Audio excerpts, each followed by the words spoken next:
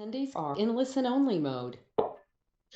Good afternoon and welcome to the continuation of today's May 4th, 2021 Lane County Board of Commissioners meeting.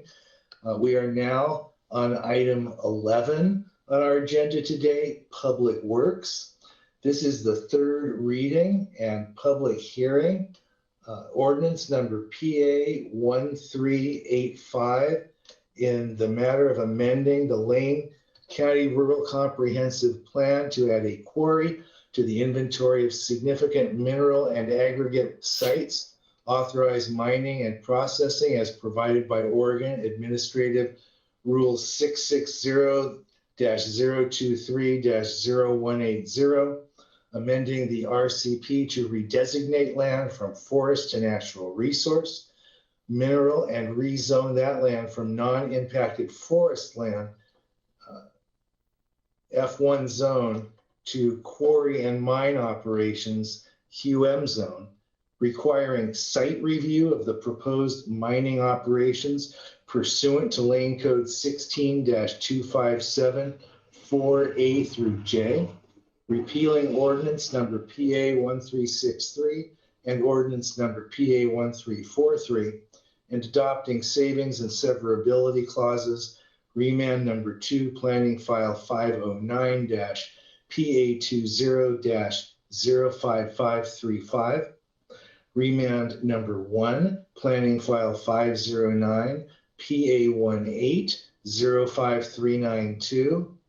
Original planning files 509-PA15-05803 and 509-PA15-05804.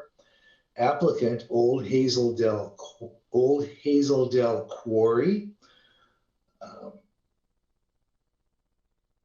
And Deanna Wright, Associate Planner, is going to begin this part of our agenda. Deanna? Good afternoon, Chair and other Board of Commissioners. Does everybody hear me? Yes. Okay, thank you.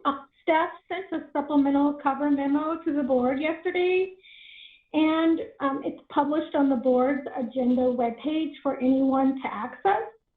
The memo is intended to distribute the written testimony we have received thus far and to highlight the next steps.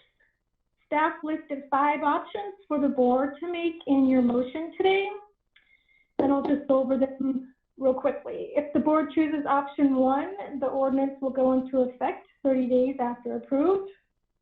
If the board chooses option 2, staff will return to the board on a date requested, issue a supplemental memo, and the board may continue the hearing.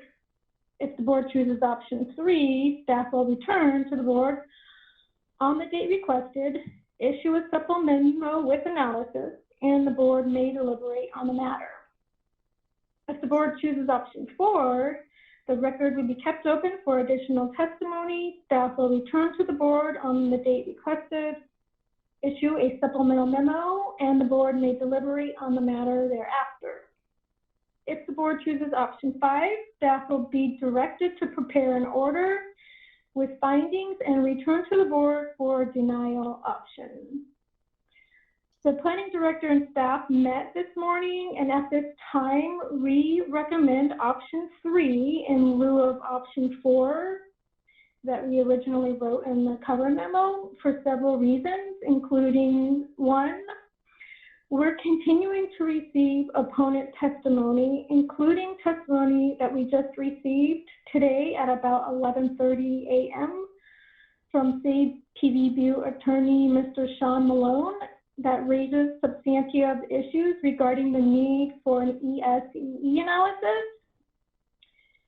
2, the submitted ODS letter raises concerns which appear to warrant further analysis. And 3, we just think that option 4 may be premature because further analysis may be required before staff can really recommend revisions to the ordinance at this time.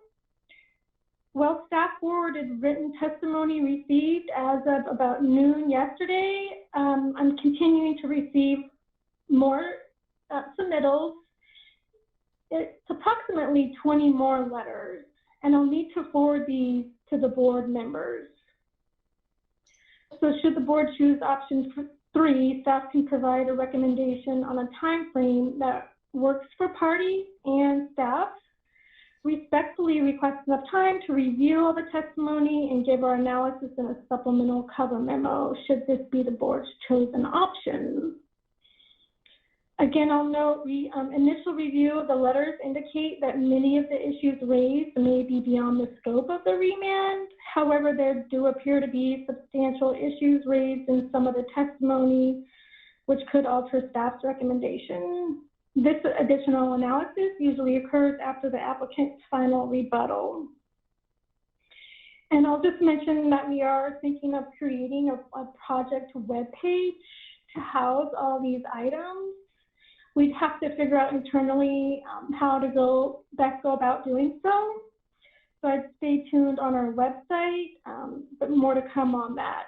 We are happy to answer your questions now or during the hearing should they arise. This does conclude my staff report at this time. Thank you. Thank you very much. And Deanne, I want to apologize. I should have done this earlier, but let me explain for everyone the purpose and rules of this hearing.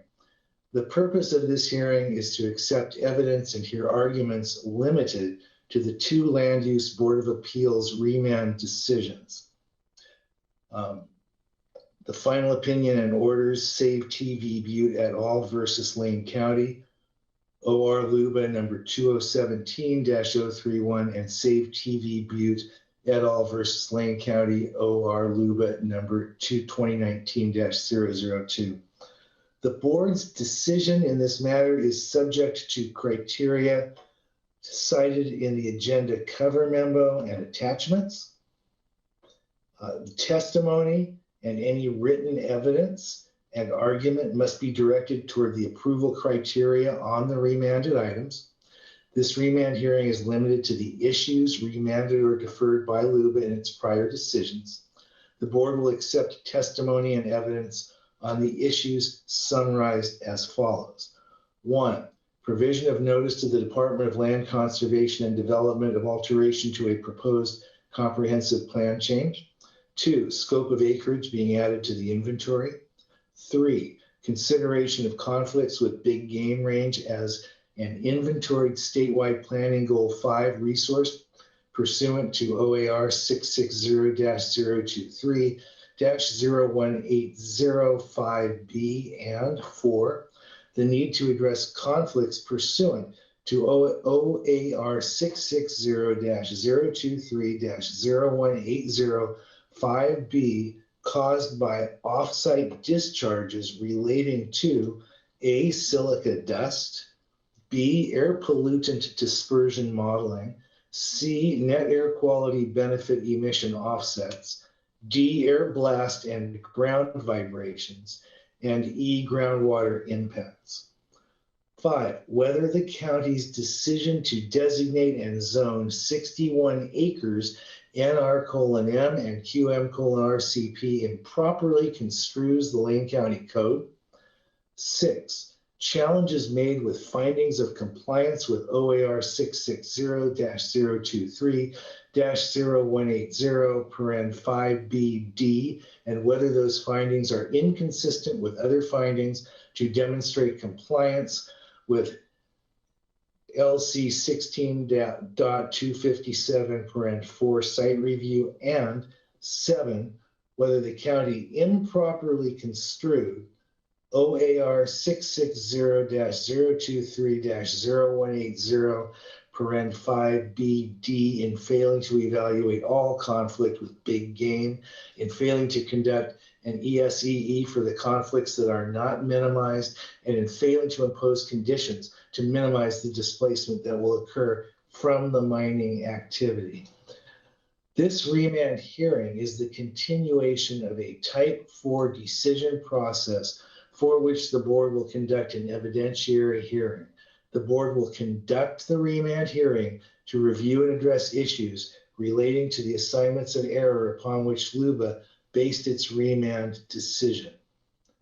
D, the board may only consider issues identified in the two LUBA decisions as the basis for the remand. 3, conflicts of interest, biases, or ex parte contacts. I need to ask board members, are there any board members who feel they must abstain from taking part in this proceeding due to conflicts of interest or biases?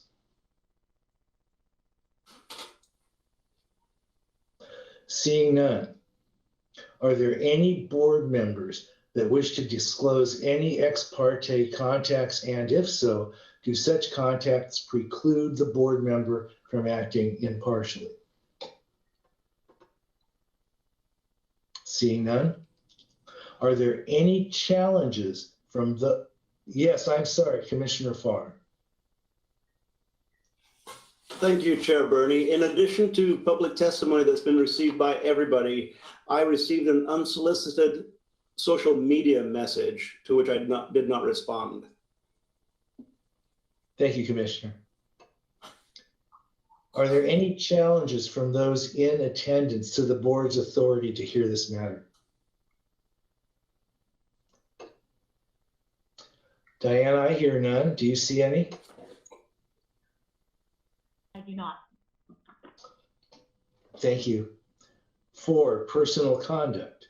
Personal conduct for this hearing is governed by Lane Code 14.070(2), which provides A, no person may be disorderly, abusive, or disruptive of the orderly conduct of the hearing. B, no person may testify without first receiving recognition from the hearing authority and stating their full name and address. C, no person may present irrelevant, immaterial, or unduly repetitious testimony or evidence. D, audience demonstrations such as applause, cheering, and display of signs or other conduct disruptive of the hearing are not permitted. Any such conduct, I think this was read if we were in Harris Hall, any such conduct may be cause for immediate suspension of the hearing or removal of the offender from the hearing. Now, Deanna, I apologize. This was when I should have asked you for the staff report. You've provided it. Is there anything you want to add to it before we move forward with this hearing? I have nothing to add at this time. Thank you. Thank you. So, testimony, arguments, and evidence must be directed toward applicable approval standards and criteria limited to the remand issues described above.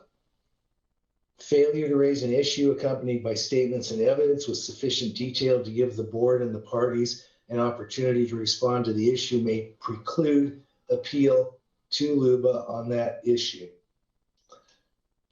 Failure of the applicant to raise constitutional or other issues relating to proposed conditions of approval with sufficient specificity to allow the hearing authority to respond to the issue precludes an action for damages in circuit court. Prior to conclusion of the remand hearing, any participant may request an opportunity to present additional evidence or arguments regarding the remanded issues. The hearing authority must grant the request by either continuing the public hearing or leaving the record open for additional written evidence or arguments in accordance with Lane Code. An appeal of the board's decision in this remand proceeding is governed by ORS Chapter 197. I am now opening the continued public hearing. Initially, for applicant's testimony, we will allow 15 minutes plus 5 minutes of rebuttal. Is the applicant prepared?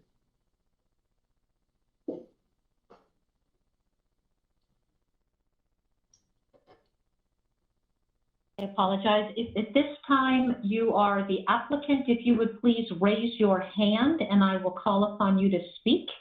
I do see Seth King has his hand raised. Seth, I will unmute your microphone and I will begin your 15-minute timer. Yes, good afternoon, Chair Bernie and members of the Board of Commissioners. My name is Seth King, and I'm a land use attorney at Perkins Coie, which is located at 1120 Northwest Cooch Street, 10th floor in Portland, 97209. And just want to make sure that you can hear me okay. We can hear you great. Perfect. I'm here today with Steve Pfeiffer, who is also an attorney at Perkins Coie. And we also have 3 other members of our team who are experts in their field. And the bulk of our time today, we're going to spend allowing them to address you on their areas of expertise. I wanted to just briefly hit 2 points before I turn it over to them.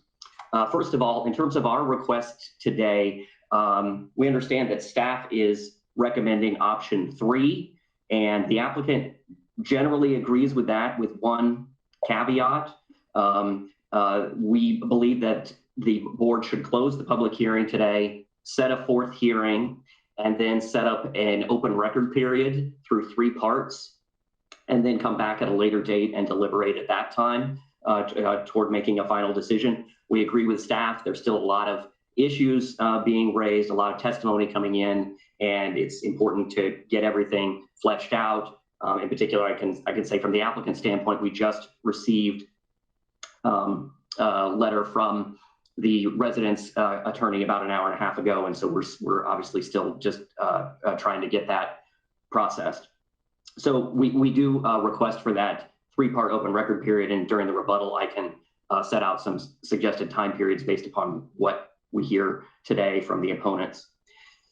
Then turning to our substantive testimony today, wanted to make sure that you saw that late last week we did submit in a written form to you, a letter from me, and attached to that was 3 exhibits. And Exhibit A was a set of materials addressing the air blast conflicts.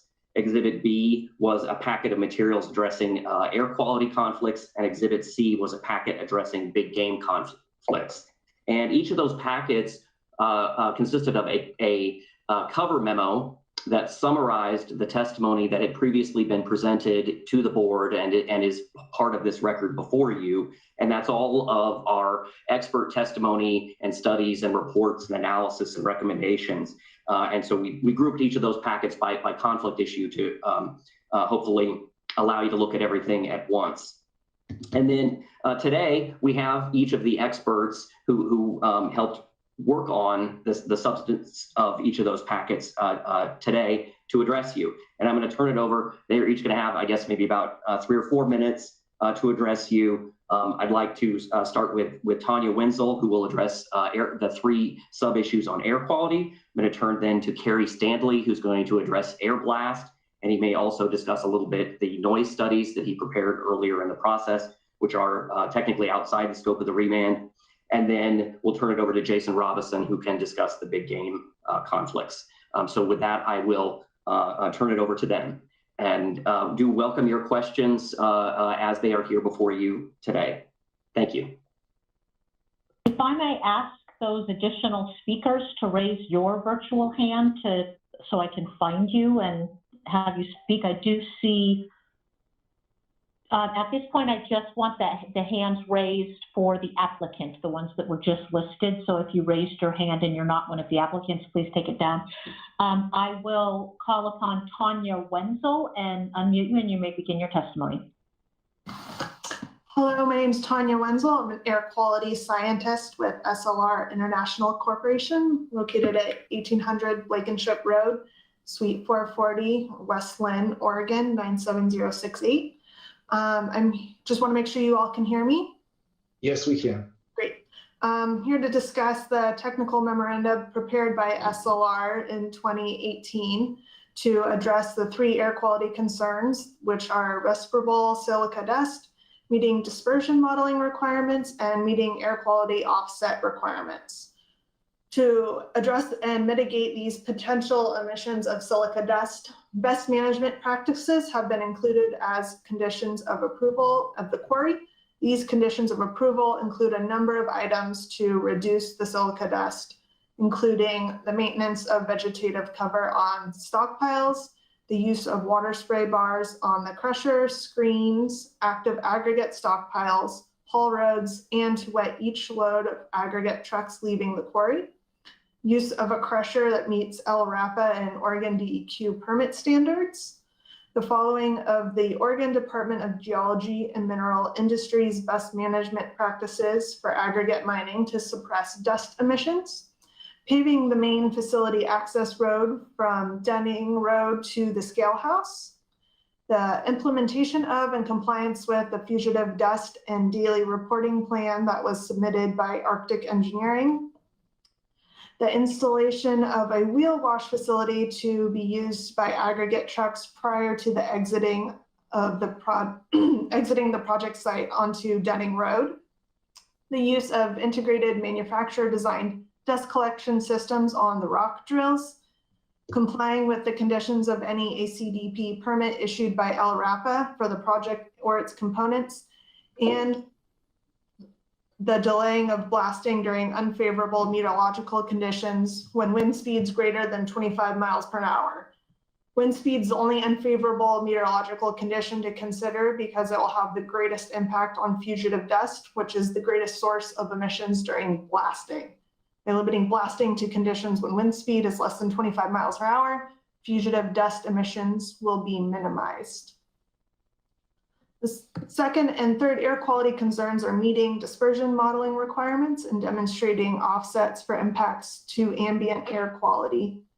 Neither of these requirements are applicable to the old Hazeldale quarry because potential emissions are below the significant emission rates, making the quarry a minor source by definition. There have been no operational changes impacting the potential emissions since the July 2018 memorandum. And under Oregon DEQ and LRAPA air quality rules, minor sources are not required to perform dispersion modeling in order to obtain an air permit. Additionally, the requirement to offset impacts is only required for sources with emissions exceeding the significant emission rates. Emission rates below SCRs are not significant by definition and therefore do not cause significant impacts to the ambient air environment. Are there any questions? Or should I? This is your time to speak. Oh, I conclude my testimony and pass it on to the next expert. I believe the next person is Jason Robison. I think that might be correct. Jason, I'm going to unmute you. If that's not correct, I will call on Carrie. I'm going to unmute you first. Go. You may begin, Jason. Can you hear me? Mm-hmm.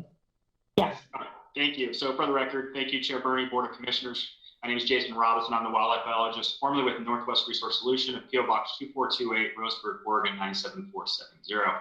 I was hired by the applicant to conduct a review and assessment of the big game impact for the old Hazeldale Quarry project back in 2018. At that time, the scope of my analysis was limited to the 1,500-foot impact area. So for your record, I provided 3 reports. My initial report dated May 7th of 2018. There was a supplemental report number 1 dated October 8th of 2018, and a supplemental report number 2 dated October 23rd, 2018. Seth King also provided a summary of those reports for the record in his memo dated April 30th of 2021. And for the sake of time, I won't go into the full summary of those. Those are captured in that memo. What I will analyze, however, for today is the letter that was received from Oregon Department of Fish and Wildlife. I have reviewed that letter and also looked at additional issues that have been raised. So the first issue that was raised by Oregon Department of Fish and Wildlife regarding black-tailed deer not relocating outside their home range, I just want to pull attention to that our report actually did not state that they will distribute outside their home range.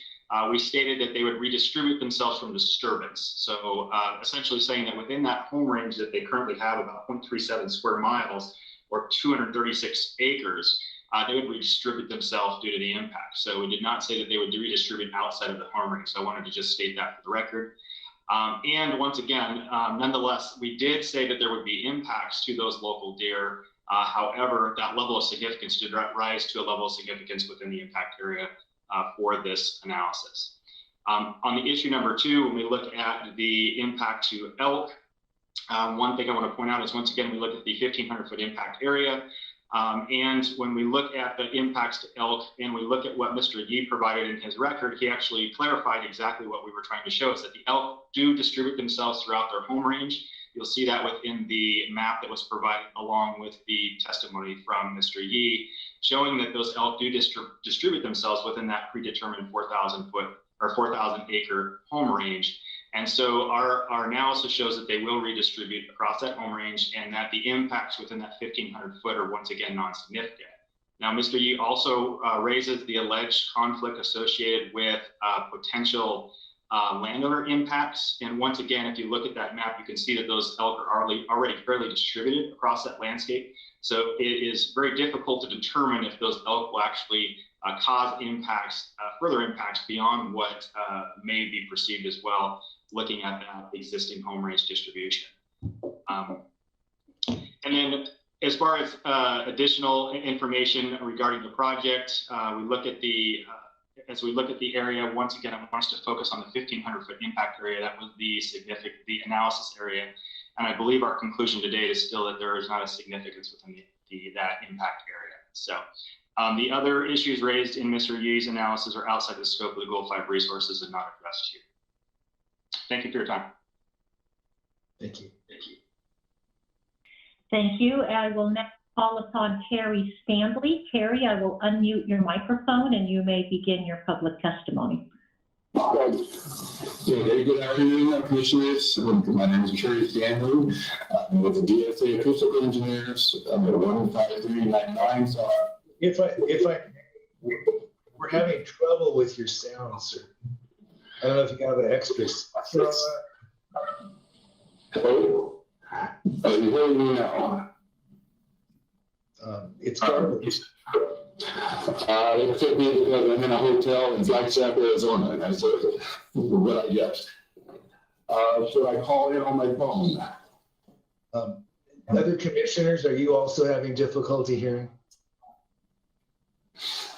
Okay, well, at least I call in on my phone. If you can stop I'm going to have to jump in here. I don't have the capacity to call in.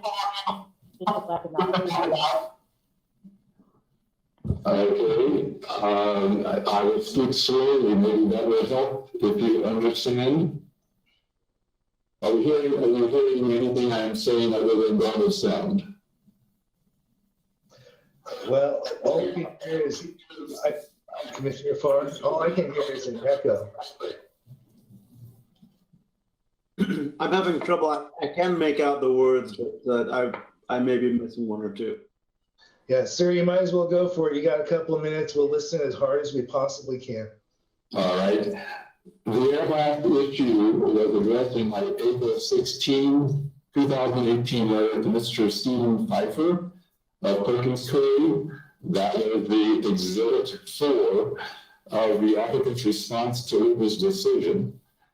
The letter provided information that demonstrated the acoustic energy associated with blasting from the audible and non-audible energy, often referred to as air blast energy, would be minimized as required by Goal 5 if the blasting layout was designed to meet the DEQ noise regulation limits. The county commissioners considered additional information and included conditions 55, 57, and 58 to ensure the applicant will ensure air blast energy will be minimized. Lugar did not consider the air blast issue in the second appeal, but that does not mean it has not been adequately addressed. In fact, the board decided it was addressed.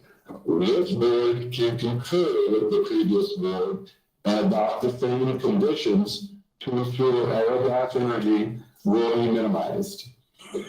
If you have any questions, I'd be happy to try and answer them if you can hear me. Again, this is not the time when the board is asking questions, sir. I understand, but I was instructed to tell you could ask. Thank you for your public comment, Mr. Stanley. Do we have anyone else from the applicants that would like to speak? Looks like the time is pretty much up at this point anyway. So Commissioner Burney, I will go back to you for the next step. Thank you. And thank you, applicants. At this point, we're going to take testimony of persons in favor. We have a lot of people that want to provide testimony.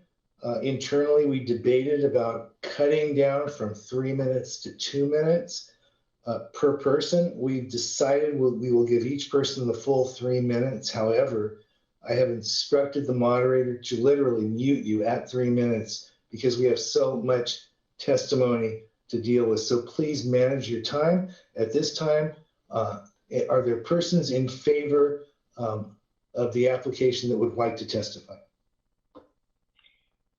If you are in favor of the application and wish to testify, please raise your virtual hand at this time, and I will call upon you to present to the board.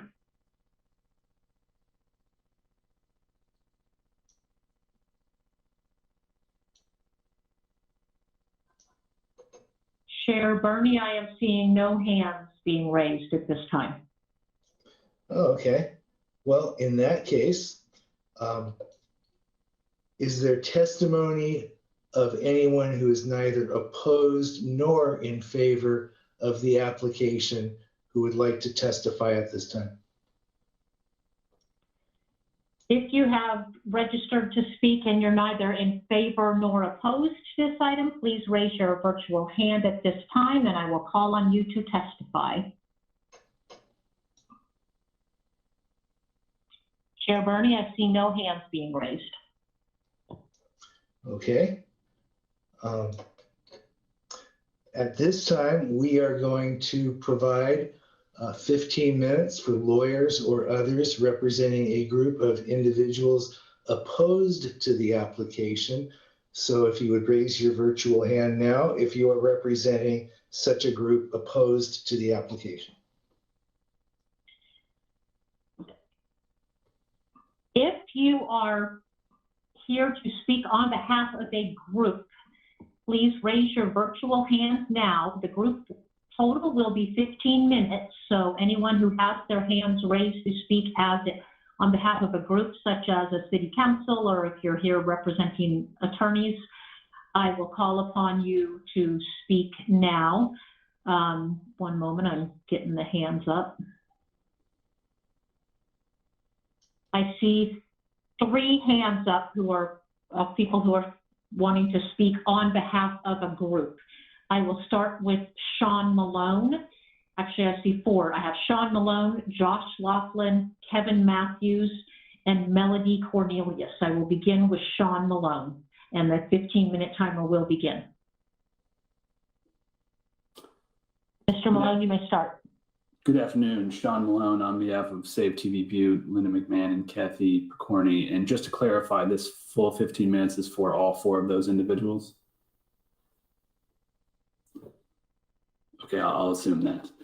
Diana, is it? I'm sorry, I missed that. The 15 minutes, is that for the entire group here, or is that per person? The entire group. Here you go, Mr. Malone. Thank you for that clarification. I will condense my comments here. Submitted testimony this afternoon that contains the bulk of what I wanted to present orally here. The gist of that is that there are numerous bases upon which to deny this application.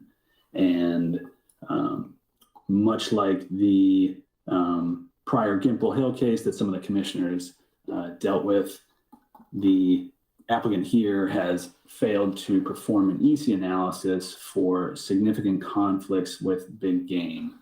And that's what I would like to focus on. Responding to Mr. Robeson's comments, I think Mr. Robeson omitted perhaps the most significant comment by ODF and W, and that is whether this project is going to have short-term, i.e. non-significant impacts, or long-term, i.e. significant impacts on big game. This project is proposed to go up to 50 years. And ODF and W specifically stated that given the lifespan of the animals at issue, black-tailed deer and Roosevelt elk, this would be considered a long-term impact. Now, just to put that in context, 50 years for any of us would seem to be a long-term time period. Now, these animals, the black-tailed deer, live approximately 7 years. So over the life of the project, we're talking about approximately 7 generations of black-tailed deer being affected by this project. In terms of Roosevelt elk, we're talking about Roosevelt elk lifespan is about 16 years. So over the lifespan of this project, we're talking about 3 generations of Roosevelt elk. Now let's look at one of the more significant impacts that will occur as a result of that, which is going to be collisions. The applicant's analysis doesn't dispute that, but the applicant comes to this conclusion that it's somehow short-term. Now, if we look at the number of round trips per day, 86 round trips, that's 172 one-way trips of trucks hauling materials per day, 6 days a week, 52 weeks a year for 50 years. My math, that comes out to 53,000 trips per year, or 2.5 million trips over the life of the project, with these animals being displaced and relocated throughout the impact area and actually beyond. ODF&W's analysis indicates that Roosevelt elk will be redistributed, relocated as a result of the impacts to adjacent areas where they've impacted historically in Oak Ridge, agricultural areas, fences, and so forth. And it has been one of ODF&W's primary objectives to resolve that. An ODF&W letter stated that this would likely increase those problems or exacerbate those problems again, and beyond that would result in a greater number of tags being issued for Roosevelt elk, which means that there would be increased mortality. Now, moving back to the issue of collisions, the applicant concedes that collisions are likely, but the applicant doesn't demonstrate how often a collision would be likely. Now, that seems to be an important analysis when we have 2.5 million trips over the course of the project.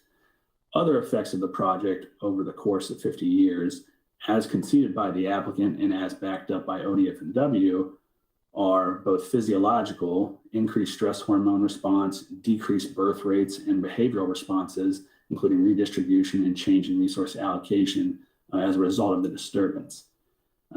Again, as noted by the applicant, movement, foraging, and bedding behaviors, and potentially reproductive success are likely to be impacted by disturbances associated with the mining activities. I think the takeaway here is that the impacts are largely conceded by the applicant, but what the Board of Commissioners has to determine is whether those impacts are short-term or long-term. 50 years, even in terms of humans, is long-term. In terms of these animals, it's multiple generations.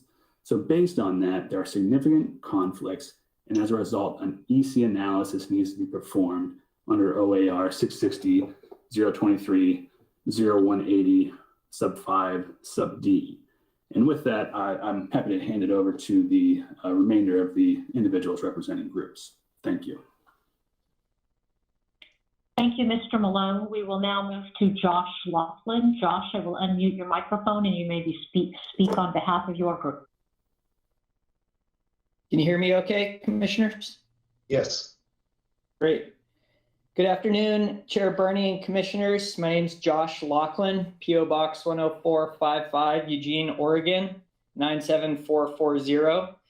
I'm the Executive Director of Eugene-based Cascadia Wildlands, testifying on behalf of our 12,000 members and supporters today. We have many individual and business supporters based in the Oak Ridge West Fir area, some of whom live adjacent to the old Hazeldale Quarry proposal. Wanted to touch on 2 issues currently on remand today. Number 1, silica dust impacts. The World Health Organization first classified silica as a known human carcinogen in 1996, and airborne silica dust would be a significant byproduct of the Oak Ridge, the old Hazeldale Quarry. Science tells us enough of it can cause lung cancer, silicosis, chronic obstructive pulmonary disease, kidney and autoimmune diseases. Ironically, Oak Ridge and West Fir are already suffering from compromised air quality due to excessive wood fire and wildfire smoke. It's so bad that the area has been rated among the worst 20 communities in the US for air quality. And as you likely know, the EPA recently awarded a $4.9 million grant to address the problem by helping create Oak Ridge Air, a 5-year program designed to improve air quality and human health through clean heating and air purification investments.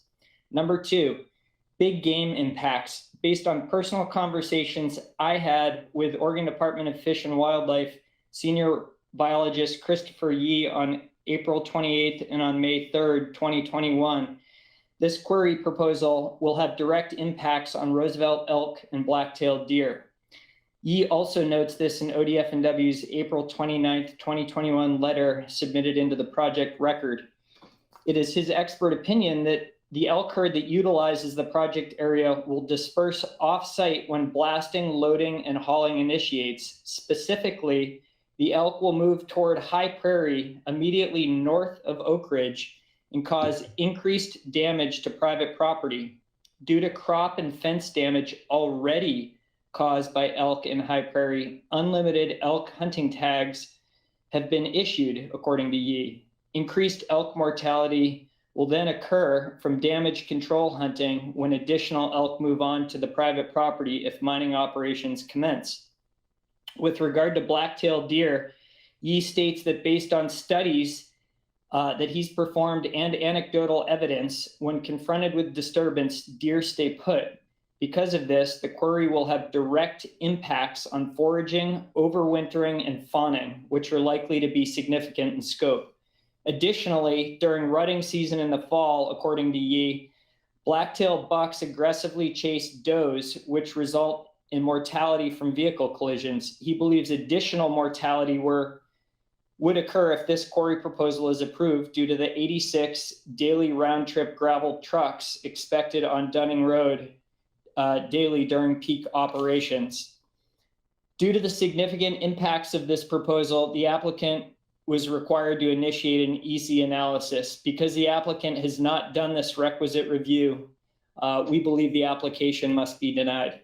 I appreciate your time today. Thank you very much. Thank you for your public comment. Our next speaker will be Kevin Matthews. Kevin, I will unmute your microphone and you may speak on behalf of your group. Kevin, I show yourself muted. And we do have one speaker following you as well. Thank you. I'll try to be brief. Kevin Matthews here representing Safe TV Butte. I'm speaking today as a pro bono land use planning consultant for the group. I'm going to let my written testimony speak for itself in general, which attempts to provide kind of a Cliff Notes version of the complicated regulatory context and history of the case that has gotten us to this point. And I hope you will find compliments the opus submitted by Attorney Malone, who has gone through very much the same material with very much the same points, but fully referenced with quotations and citations and all the regulatory numbers and so on. So that's the real reference, and then I've tried to provide an accessible summary of it. But I'd also like to highlight a couple of pieces of where we're at, just so that it's clear.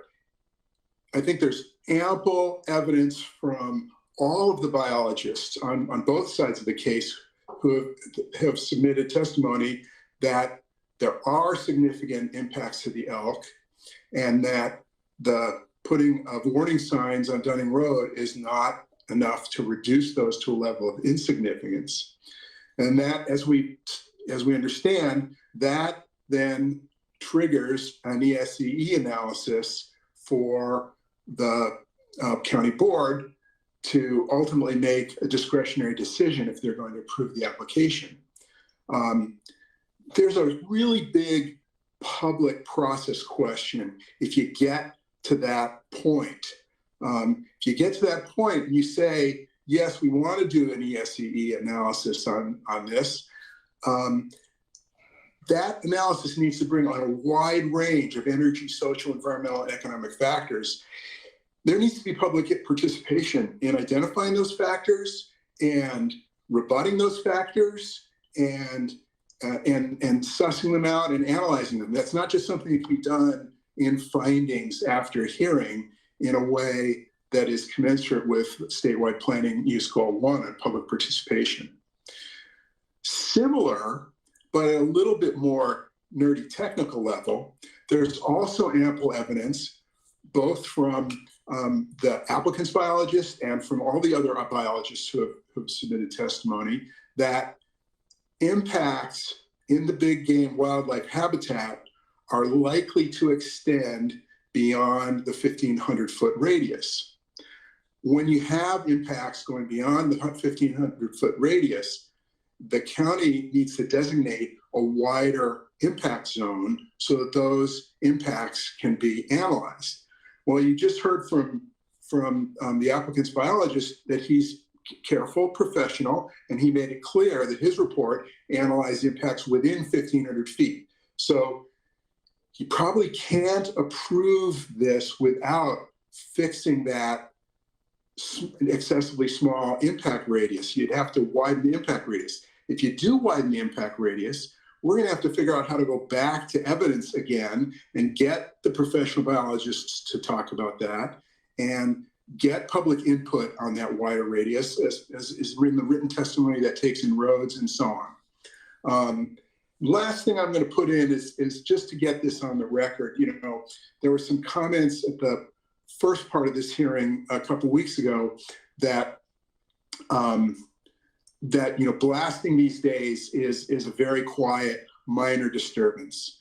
I'm just going to say from personal experience, I breed horses more than 10,000 feet from Parvin Butte, another well-known mountaintop removal gravel mine in East Lake County. And when blasting occurs at Parvin Butte, it often startles my domestic horses. It can even cause them to run around at more than 10,000 feet of distance. So that impact area is really significant, as is the whole chain of things that gets us to there. Thank you so much. Thank you, Mr. Matthews. At this time, we do have one more speaker, Melody Cornelius. Melody, I have confirmed with the chair that we will reset the timer and give you at least 3 minutes for your presentation. So let me reset the clock and you may begin your public comments as soon as I can get this redone. Okay, Melody, I will unmute you and begin your timer. You may begin your public comment.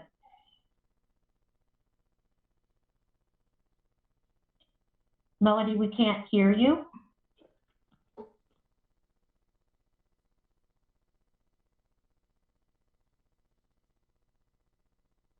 Melody, I'm not sure what's happening, but I can't hear you. I don't know. There you are. Can you hear me now? Yes, we can. Yes. Okay, I apologize about that. Good afternoon, Chair Burney and Board of Commissioners. Thank you for having me today.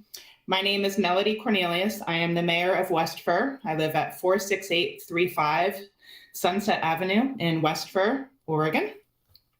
I am reading this letter into record. We met as a West Fir City Council last night, and I'd like to read this letter. The West Fir City Council, by majority vote and with overwhelming support of the citizens whom we represent, is writing to voice our strong opposition to the proposed land use changes requested for the old Hazeldale Quarry in Oak Ridge. Our city council has an ethical and legal responsibility to ensure that our citizens live in a safe, healthy environment. This includes safe drinking water, clean air, natural noise levels, suitable livability, and safety on the roads in our community. Allowing a quarry to be built in neighboring Oak Ridge would negatively impact West Fir. We value the lifestyle afforded us by our location within the Willamette National Forest.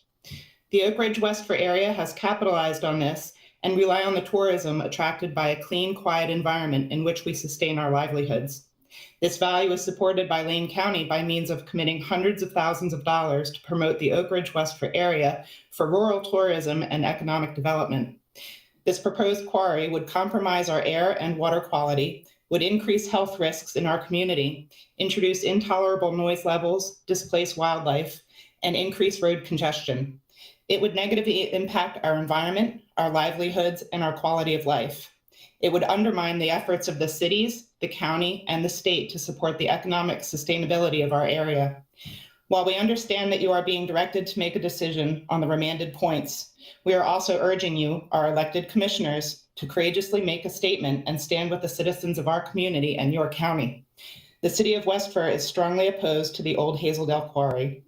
Respectfully, Mayor Melody Cornelius, Councilor Randy Stark, and Councilor Edward Johnstone. And I thank you for your time today, and that concludes my public comment.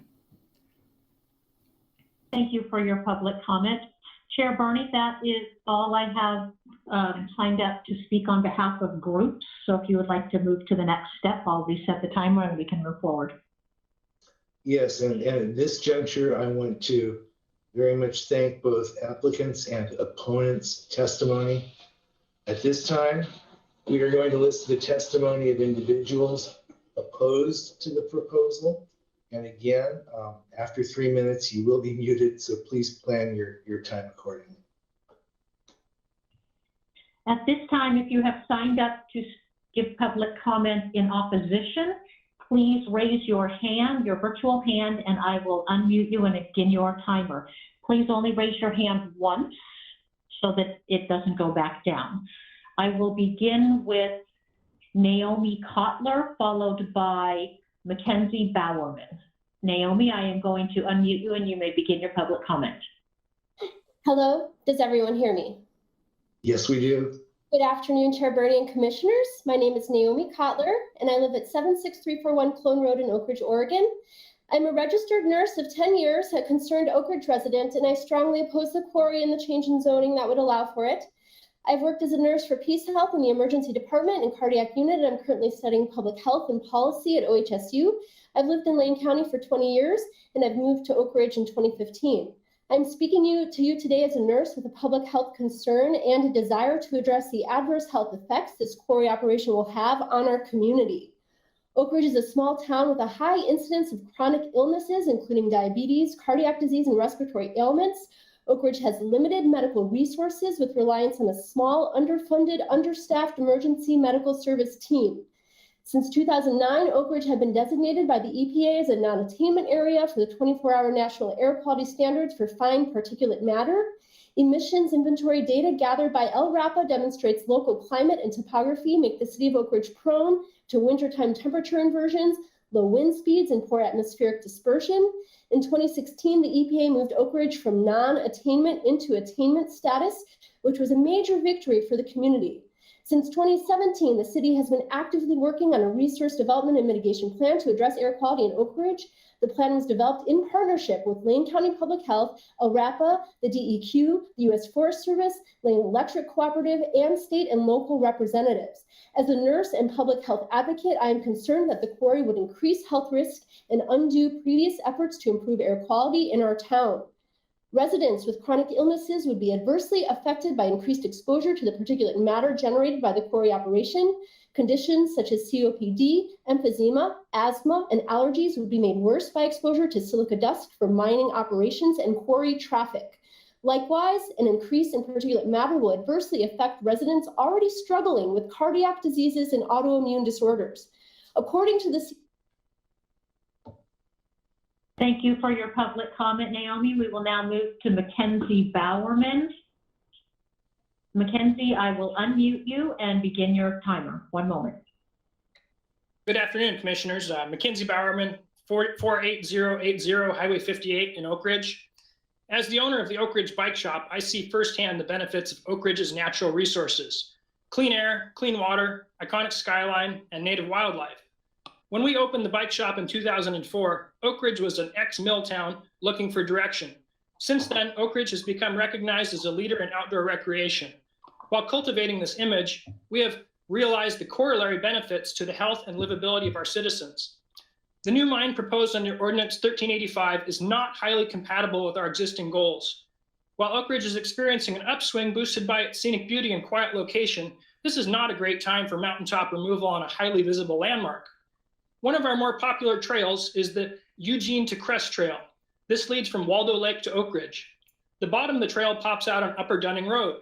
On a busy day, more than 100 mountain bikers can come off the trail and return to Oak Ridge on Dunning Road.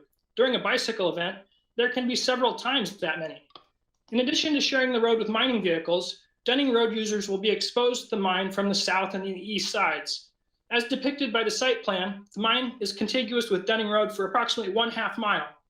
The dust and noise will be a significant deterrent for some cyclists interested in using the Eugene to Crest Trail. These users would be within 1,500 feet of the mine for extended periods of time and exposed in the open air. Additionally, there is the matter of the Goal 5 big game. While the applicant acknowledges there will be displacement and collision conflicts, they contend that these have been minimized. Yet I would draw your attention to ODF&W biologist Christopher Yee's April 29, 2021 testimony. Yee points out 2 corrections to the applicant's impact assessment and concludes that there will likely be loss to fitness of black-tailed deer and mortality to Roosevelt elk resulting from this project. Many local families depend on deer and elk as a significant source of food, and hunting is part of our culture. It is clear that not all mine-related significant conflicts have been minimized. OAR 660-23-185D requires that Lane County conduct an economic, social, environmental, and energy analysis, otherwise known as an EC, to take consideration of the impacts when conflicts have not been minimized. Ordinance 1385 discusses a less robust EC analysis laid out by OAR 660-23-187, but it falls short. It is overgeneralized, non-site specific, and fails to consider many actual impacts. This EC is for when all significant conflicts have been minimized, but that is not the case here. So the EC prescribed under subsection 5D must be conducted. For these reasons, Ordinance 1385 in its current form must be denied. Thank you. Thank you for your public comment. Our next speaker will be Deb Borton, followed by Lori Siegel. Deb, I will reset the timer and unmute your microphone, and you may begin your public comment. Let me get you unmuted. Deb, I do show you are self-muted. Can you hear me now? Yes, we can. Thank you. Thank you for listening to us today, Chair and Commissioners. I am Deborah Borton. I live at 76547 Leduc Road in West Fair, Oregon. It's just near the ranger station off of Highway 58. I do want to say that I would be impacted by all the traffic getting in and out of my area. Also, my biggest beef against this would be the fact that I am very extremely involved with the new Old Mill disc golf course on the new city park at Old Mill Park, which is within a 1/4 mile of Dunning Road. And we would be, I feel, very impacted on the golf course there with the dust and with the noise and the traffic. We have a professional disc golf course there that's gained a lot of attention from PDGA, which is a professional disc golf association, and have held several tournaments there already, which has drawn a lot of dollars to the town. We have now gained a status as being known for a very good professional course. I am worried that this will affect our tourism, which we have just gained with that, and the outdoor health we get from being there. We built this course during COVID and was able to stay outdoors and keep our exercise. I really, really am against this. I think it will impact our new digs there. I'm just really, really against it. Thank you for your time. Thank you for your public comment. I did say our next speaker would be Lori Siegel. However, Lori, I do show that you haven't entered a PIN, so I can't unmute you. I did just send it to you. So I will go to Michelle Emmons first. And Lori, if you can find the pin that I just sent, it probably flashed on your screen, then we can go to you. Michelle, I'm going to unmute you and you may begin your public comment. Michelle, I show yourself muted. There you go. Okay, thank you. Thank you, commissioners, for hearing us today. My name is Michelle Emmons McFarland. I live at 76707 High Prairie Road in Oak Ridge, and I have co-ownership in a second property along the Middle Fork River on West Ridge Avenue in West Fur. My husband and I moved to the area part-time in 2011 for a couple of years, and then back to Eugene with a desire to save money and buy property for our retirement investment. In 2016, we moved our father here, living half-time on the river until the next opportunity came along, and then bought our dream home above Oak Ridge Township on High Prairie. We now host a small outdoor destination hospitality venue. And in addition, we co-founded a nonprofit trail stewardship organization to address the gap in recreation maintenance needs in the surrounding Middle Fork Ranger District of the Willamette National Forest. I also own and operate 2 bike race events that happen in the area and work closely with other outdoor tourism businesses. Our family enjoys the peace and beautiful setting. Our community, we enjoy and support fly fishing, skiing, mountain biking, hiking, paddling, and deer and elk hunting in our area.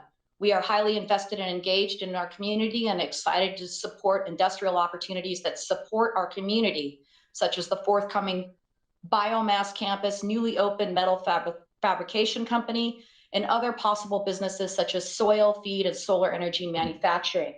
I'm following up on my submitted testimony, requesting that the commissioners demand a proper EC analysis be completed on this site to address inadequate big game inventory that was never actually completed on the site, as it is currently zoned F1, F2, and Lane County never actually documented or studied the area for big game because it's automatically considered a protected habitat under the zoning of F1, F2. However, with the requested change in zoning to move this area toward natural resource extraction, an EC analysis is necessary to understand what the loss of forestry zoning will mean for our local elk and apex predator populations.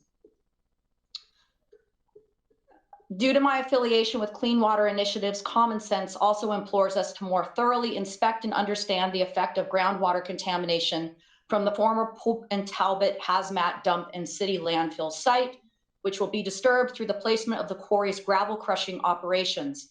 Based on the lack of an adequate aqueduct above the site, and in order to meet the regulatory standards of air quality mitigation from silica dust, the quarry will need to take water from below this site, further denigrating the habitat, affecting Goal 5 big game inventory, as well as our local residents' water supply. I urge all the commissioners to please review and consider all documentation, past and present, and request an adequate EC be conducted before moving into a decision-making process of this proposal. Thank you for your public comment. I will now move to, or in one moment, I will call on Lori Siegel. I'm not sure how you pronounce your last name. Lori is our last speaker that I see a hand raised. So if you are logged in and wish to give public comment, please raise your hand now and I will call you following Lori Siegel. Lori, I'm going to unmute your microphone and you may begin your public comment.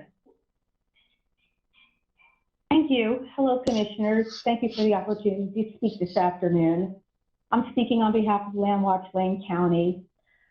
I would just make a few observations. I think most of what needs to be said has been said by opponents so far.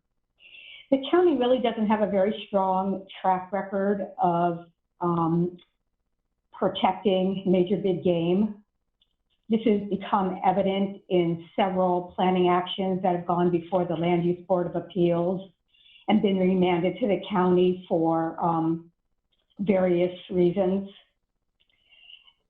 It's very difficult to understand why the applicant here is so reticent to perform the necessary EC analysis.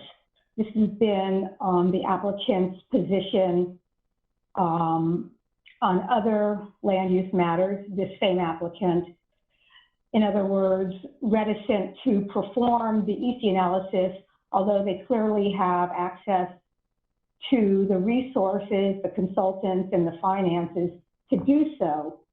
The EC analysis would go a long way towards making a better relationship with community members. There's no community support for this proposal, at least it doesn't appear that there is community support. And with no community support and no EC analysis to rely on for information that's clear and objective rather than just an assertion from applicants who are not neutral on the matter, seems like a I hate to say no-brainer, however, it is a no-brainer. The analysis hasn't been done. All we have are assertions. We know that there are impacts. We know that 20 to 50 years is not a short term for major big game species. So that leads us to do the EC analysis, identify the conflicts, and then come back with a plan, which has not been done yet. And so I urge you to take that position that the EC analysis is necessary and put that burden on the applicant. They have all the resources to do so. And they also have responsibility to the community that they're surrounded by. And that are all the comments I have today. Thank you. Thank you for your public comments. I do have two more speakers who have raised their hand. I will call upon Eugene Cathcart, followed by Sabrina Ratkowski. Eugene, I will reset the timer and unmute your microphone, and you may begin your public comment. Hello, my name is Eugene Cathcart. Can you hear me? Yes, we can. I live at 76589 View Court in Oak Ridge, Oregon. I am the owner of First and Pine. We're in a retail and office establishment in Uptown Oak Ridge, and I'm also the manager of Cogwild Bicycle Tours in Uptown Oak Ridge. I am here to state my strong opposition to this proposal. I feel that the effects of this mining operation have not been adequately studied. I believe that the mining operation may damage our groundwater quality, and I have concerns that the silica dust will contribute to deteriorated air quality in our town. I ask you to continue to study this project. I can tell you that our town has benefited greatly from outdoor recreation tourism. I've been here 15 years, and just in the last 5 years, we've seen the possibility of a vibrant economic community here. We've been able to bring in tourism from around the country and around the world. Implementing an open pit mine just on the very edge of our town is antithetical to what we're trying to accomplish here. And I think it's also at odds with other investments that Lane County and the state have made in our area. So please consider our testimony and at least weigh this strongly and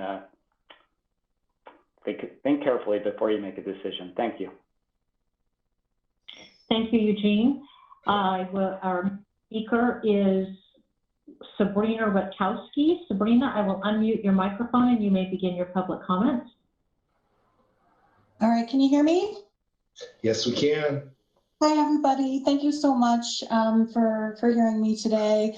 All the community members that have already spoken have really covered everything so beautifully in detail for reasons of opposition. So I really won't go into more detail on a lot of the points. I just want to really touch on the petition that we created and started, honestly, it was just a week ago. It's received very strong support in our community. I turned in 210 physical signatures that have been obtained, many by going door to door to community members, spending time reviewing reviewing all the scenarios that are going along with this. That, along with the almost 500 signatures on the online petition, that again, both of these we've obtained in only a week's time.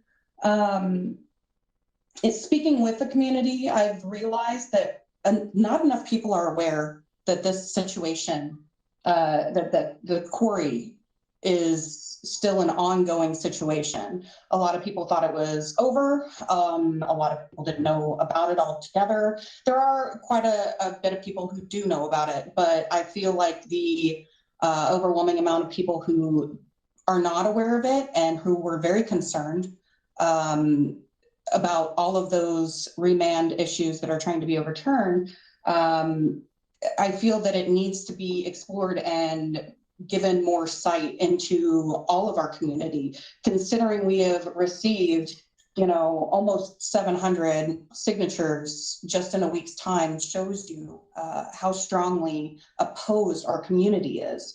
And I really hope, I hope that the Board of Commissioners will take that into account when making their decisions going forward, how much this is going to impact the people of our community, how great our concerns are, how much we know about it. There's so many people that I've spoke to who've lived here for 50 plus years, and they know how things work. They know how the winds blow, and it may not be considered an expert opinion, but I feel like it should be taken into consideration in somehow or another.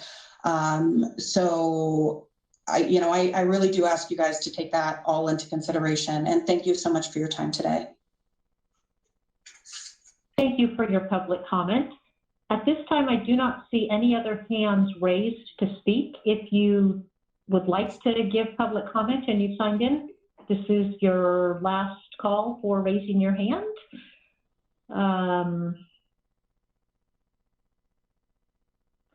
I do not see any other hands being raised, Chair Bernie, so I will return the meeting to you. Before we call on the applicant to provide a final 5-minute rebuttal, I would just like everyone who testified, either pro or con on this, to know that the reason you were able to be heard by us was because our moderator, not only does she have the skills, she's working with one arm broken in a cast. So I just want, on behalf of everyone engaged in this democratic process, to thank you very much, Diana Jones. At this time, if the applicant would like to take 5 minutes for a final rebuttal, this is your chance to do that. At this time, if you would like to speak again, if you please raise your hand. There you are. I will start the timer and you may begin your comments. Seth King. Yes, hello, Chair Bernie and members of the Board of Commissioners. For the record, this is Seth King for the applicant on rebuttal. And I just wanted to hit a few points here in the time that we have remaining. You heard a lot of, point one is you heard a lot of discussion about this SE analysis. And I want to just clarify for you that the SE analysis is only required under the rule and only required by Oregon law when there are conflicts that are significant and cannot be minimized. In this case, the evidence and science and expert testimony that we have presented has established that all of the conflicts are minimized to an insignificant level, and that's subject to conditions enforceable by Lane County. And as a result, there is no need or requirement for an SE analysis. So that's why that piece is not a part of the application or part of anything that the board has approved before for this site. Secondly, I wanted to turn to a couple of comments made by Kevin Matthews on behalf of the Safe for TV Butte group. He had stated that from his perspective, there was ample evidence from all of the biologists regarding significant impacts to elk, and also that there was ample evidence from all of the biologists of significant impacts outside the 1,500-foot impact area. And we would disagree with that. That's a mischaracterization of the testimony that our biologist has provided. In fact, he has stated just the opposite of that, that impacts to elk and to all big game would be minimized within the impact area. There also has been no factual evidence presented for consideration of impacts outside of that impact area. And then just moving on in the notes, I think that as I noted in the opening presentation, we had just very recently received that ODFW letter, as well as just this afternoon received a letter from Mr. Malone on behalf of the residents, and the applicant would like the opportunity to address those. So we would request that the board action today be to close the public hearing and to set it over for an additional reading. In the meantime, that you establish a 3-part open record period. What we would propose would be an initial 14-day period, and that would be for evidence and argument from any parties on issues within the scope of the remand, followed by a 14-day period for evidence and argument from any of the parties in the form of rebuttal to issues within the scope of the remand, and then a final 7-day period for the applicant to submit final written argument. It's the state law establishes that the applicant has the final word, and so that would be our opportunity there. So we would request that you set up that process. Then after that, the record would be closed. The hearing has been closed, and you can come back and deliberate to a decision at that point. So that is our requested action by the board, and appreciate your attention. Not sure if you're able to ask me questions or the other team members questions, but if that is appropriate, we would welcome them. Thank you. Thank you, Seth. At this time, I will return the meeting to our chair, Chair Burney. Thank you, everyone. Before I begin this, Ms. Wright, my instructions here tell me that at the close of the hearing, the board may ask questions of staff and may deliberate toward a decision. May we ask questions of anyone that provided testimony or no? I think that might be an Andy question. I'm not sure if the questions can be directly or directed to all parties. There are legalities here, and I need to know the answer before we can do that. Chair Burney, Andy Clark with your County Council office. Yes, if you want to ask questions of folks in attendance at your meeting, I think it's best to leave the hearing open. Don't close it yet. Go ahead and ask whatever questions you want is fine. And then when that session is over, the board can consider whether the hearing should be closed. Great. Okay. Well, commissioners, this is an opportunity to ask questions of staff at least, or make any comments. And it is our opportunity to deliberate toward a decision. Commissioner Farr, if you could just hold on half a sec, I apologize. I want to remind commissioners that we've been given several options here, and they really range the gamut from moving to approve the ordinance number PA 1385 as presented, to more lengthy procedural moves, move to set a 4th reading and continued public hearing to a date and time certain, which staff will advise us on, or to move to close the public hearing, set a 4th reading and deliberations for a date staff would advise us on, and keep the record open, or move to close the public hearing, set 4th reading, and keep the record open, times staff would advise us on, and direct staff to revise ordinance number PA 1385 as we recommend after deliberations, and return with a revised ordinance and finding for the board's consideration and deliberations on a date certain, or simply deny the application. Now, having said that, with the range of options we've been given, thank you so much, Vice Chair Farr, for your patience. And thank you, Chair Burney. This is not a question. I've been told by the attorney that I should report this. Ed King has contributed to my election campaigns. Additionally, Ed King was on the board of directors of Food for Lane County when I was hired. He contributed significantly to Food for Lane County, both money and product at my request. And I have donated to nonprofit fundraising events at his winery. Very important and of integrity that you disclose that, Commissioner Farr. And I see Commissioner Buck and Commissioner Trieger's hand up. Commissioner Buck. Thank you, Chair. Although I was not advised by our council, all the things that Commissioner Farr has stated are applicable to myself as well. So it behooves me, if council directed one commissioner to state those things, that I should ensure that the public knows that as well. Thank you, Commissioner Buck. And Commissioner Trieger. Thank you, Chair. Yes, similarly, I was not advised, but following suit from Commissioner Farr's comments and now Commissioner Buck's, I first met Ed King 20 years ago when, through our involvement at Food for Lane County, again, he was on the board there, and through our involvement with the Lane County Food Policy Council, we've had communication. It's been exclusively about anti-hunger, regional and local food security issues. He did make a contribution to my campaign. We have never discussed this issue.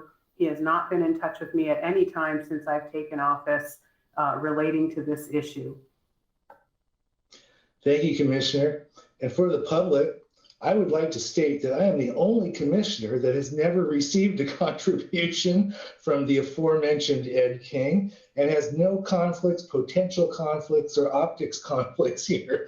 And I appreciate all commissioners disclosing. That was really important to do. And thank you for starting that. Now, would we like to get, yes. I'm sorry, if I can interrupt, Andy Clark, the County Council Office. Yes. It sounds like, I think that some of commissioners have acknowledged a potential conflict of interest, if that, but to the extent that there's a potential conflict of interest, I think it is advisable for the board members to opine on whether they remain unbiased in your ability to make a decision in this matter. Commissioner Buck. Now, with the advice of County Council, I will state that I too have not been in touch with the applicant about this, either before or during any commissioner work. And I do believe that I will remain unbiased throughout this procedure. Thank you very much, Commissioner Buck. Would any other commissioner like to make a statement? Commissioner Farr. Thank you, Chair. I would like to opine also that I've not been in contact with Mr. King at any point regarding this particular project. And in slightly different to the other two commissioners, he was on the board of directors when I was hired to be the executive director of Food for Lane County. Thank you, Vice Chair. Are you saying you feel fine participating? I feel that I can participate in this decision. Thank you. Yes, and I'm sorry, Commissioner Trieger.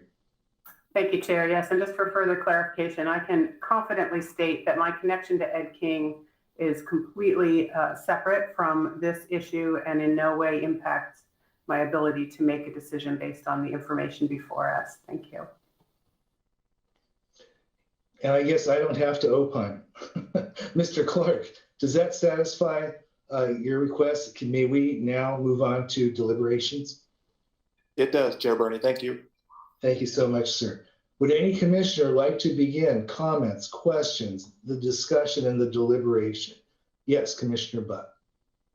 Thank you, Chair. As this encompasses my district, I've been doing a lot of research, and there are thousands, literally thousands of pages to read and go through, even while limiting it to the issues of remand. But I still have questions and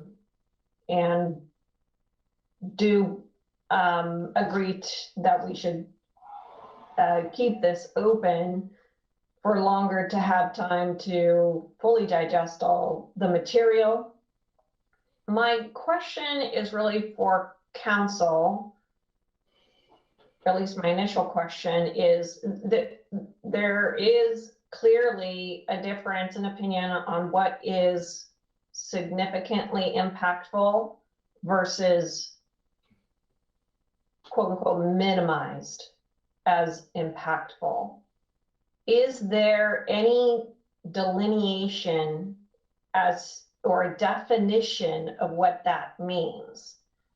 Because as far as I can read, I can hear one party saying, well, we've got reports that we're minimizing it, but minimizing may not mean there's no significant impact. So how do we determine that significant impact?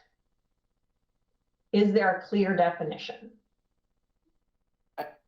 I don't, again, Andy Clark, I don't think that there's sort of a quantum that needs to be obtained in terms of deciding whether it's significant or not. And I'll state for sort of a lot of these questions, we will do our best to answer them now. A lot of it may have to come with the final staff summary when we get done with the process and looking at the evidence and the other arguments. But preliminarily anyway, I think what the rules talks about is if there is an identified conflict, as long as it can be shown to be minimized to an insignificant amount or words to that effect, then it's okay. And so it's really up to the board to decide whether the proposed conflict avoidance measures reduce it down to that amount. And that amount, of course, is sort of a discretionary decision whether it remains insignificant or it gets to the point of being insignificant.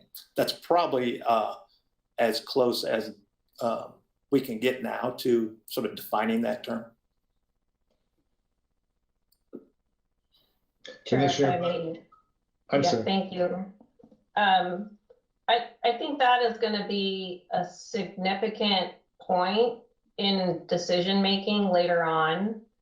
I find it very challenging to read the recent ODF letter and not determine that there's significant impact or that it's minimized to the point where it's quote unquote insignificant, whatever that definition is. And if there's no definition, I find that the onus is on the applicant to go further in that review. My additional question is, from what I'm hearing, the trigger for an SE report or analysis is this minimization to the point of being insignificant. And that seems to be, again, whatever we as a board interpret to be insignificant. And it is all interconnected to my first point, which is what's the definition? And if there's, yes. Sorry to interrupt. This is Staff Deanna Wright. Wanted to point out in the original agenda cover memo, I did attach the Oregon Administrative Rule as attachment 5 in the cover memo, and Andy Clark is correct. Minimized conflict is explicitly defined in the rule under subsection 1. And it means to reduce an identified conflict to a level that is no longer significant for types of conflicts addressed by local, state, or federal standards, such as Department of Environmental Quality, standards for noise or dust levels. To minimize a conflict means to ensure conformance to the applicable standard. So yes, on some levels, there's applicable standards for like noise or dust. but I get the disconnect for the big game. And I think that more analysis is going to be done by the applicant on this level. So that's just what I wanted to add on that definition. Thank you. I appreciate that. I do have one other question, and then I'll let it go because I'm sure more questions and deliberations will occur as we continue this. One other issue that's come up for me, and maybe it's in all these materials, you know, the material only for today was 325 pages. And that doesn't include all the back information. And only 2 people on our board have the privy of going through all that years ago. And even though I'm trying to get through it as fast as possible, I may miss something. But I'm really trying hard to determine where I can find the information about water. I personally know what it's like not to have water. I live in unincorporated Lane County. Water goes out here all the time. And so I'm trying to find the information on the groundwater impact to the available water table. And I saw a report on stormwater, but that's different. That's different than specifically knowing how much water is there, not only to determine that there's enough to ensure the minimization and best practices are completed at any potential quarry, but is it depleting water to the surrounding area? Is there a place that I can find that information? Commissioner Andy Clark, if I can weigh in a couple of things. We can search through the prior record materials, and I would give you, yes, it's very hard to get through all of it. There are thousands of pages of stuff. And try to get you information if you still want it. And I say that because my reading of the 2 LUBA opinions that have remanded this matter do not include an issue, that is to say, it's not within that, sorry, water quantity as such is not within the scope of remand. As best I can figure out from those 2 cases, and I'm happy to hear differently from folks who have read those things, but my read of it is that the only water-related issue that came out of the first remand had to do with groundwater and the potential for it to seep into the old landfill, and more specifically, whether or not berms had been required to divert the water around where the old landfill used to be. And so it's a fairly specific item of remand. Just in terms of water quantity for neighboring wells, I do not see that in the LUBA remand. So I don't think it's within the scope of the board's decision this time through. Okay, I would like to know that specifically, because when I read groundwater impacts, clearly that term in and of itself, to me, and any rational person would include the impact to the water table. But if there's specific language that says that is not what we can consider, I would like to see that as well. Yeah, and I'll remind you, as we stated early on, we tried to be inclusive of what we thought was within the scope on remand, in part because it's much harder to police hearings and public comment, beyond certain issues. It's much easier to let in information people want to speak to, and then sift through it later as to the real issues that are within the scope. And so that's why you had the general term of groundwater impacts. But I can certainly provide, this comes out of the LUBA's first decision, and I can certainly give that decision to you and point out where exactly it talks about groundwater.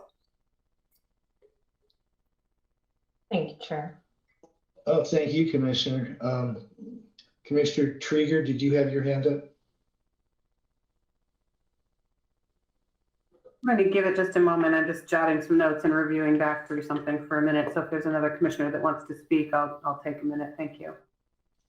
Well, I will provide filler unless unless Commissioner Farr has, would you like to make any comments, sir? No?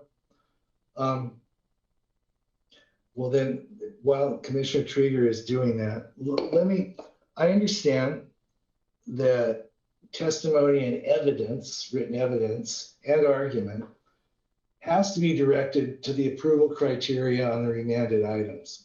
Understanding that, let me just get this straight. Everybody that is against this proposal lives in the affected area, and everyone that is supporting this proposal does not. Do I have that incorrect? Okay, I'm not, it's a hypothetical, but it's not a hypothetical. I find that interesting. It's not part of the scope, I understand, of what we're making decisions on. I could keep commenting, Commissioner, if you would like me to, and show my hand here in terms of how I'm feeling about this particular item, unless you now are prepared to make your comments or ask your questions. Well, as the Commissioner Buck mentioned before, there are only 2 commissioners who have been part of this throughout. This has been a several years long process. And so not only to the particulars of this application, but to this process of being part of this quasi-judicial process and a LUBA remand. So I have just a newbie question or 2 around process. One is, early on, there were some conversations about silica dust and mitigation, and that the applicant has talked about putting, I was looking for my notes on this, the applicant mentioned that they, about minimizing fugitive dust, and the only predictable meteorological constraint you can put on there is wind speed. But I'm wondering why wind direction isn't considered when we're talking about an operation close to a population center. I don't know if there's someone, if that's a staff, a legal question. That's one sort of particular I'm curious about.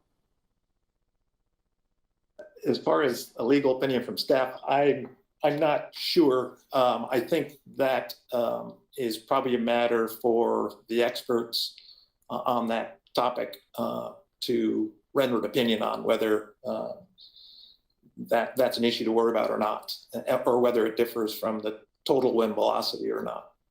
But it's certainly not within my ken. Right, and I mean, that sort of gets to this notion of, we've heard the word expert a lot today. And what we consider, what qualifies someone to be an expert. And as Commissioner Burney has alluded to, I think the people who live in proximity to the project certainly are experts in what living there is like. And I think given that this notion that you can minimize or manage fugitive dust by ceasing operations when winds are of a certain speed. Certainly we saw last fall with the Holiday Farm fire, for example, that wind direction as much as wind speed had a lot to do with the degree of disruption and devastation and impact. So I'm curious, I would like to know a little bit more about that particular determination. It's clearly something that's out of any human's control. So I'm not sure you can mitigate for something that's completely and utterly outside of human control. My other 2 questions, procedural questions, and I'll just ask them both and then staff can answer them in whatever order makes sense.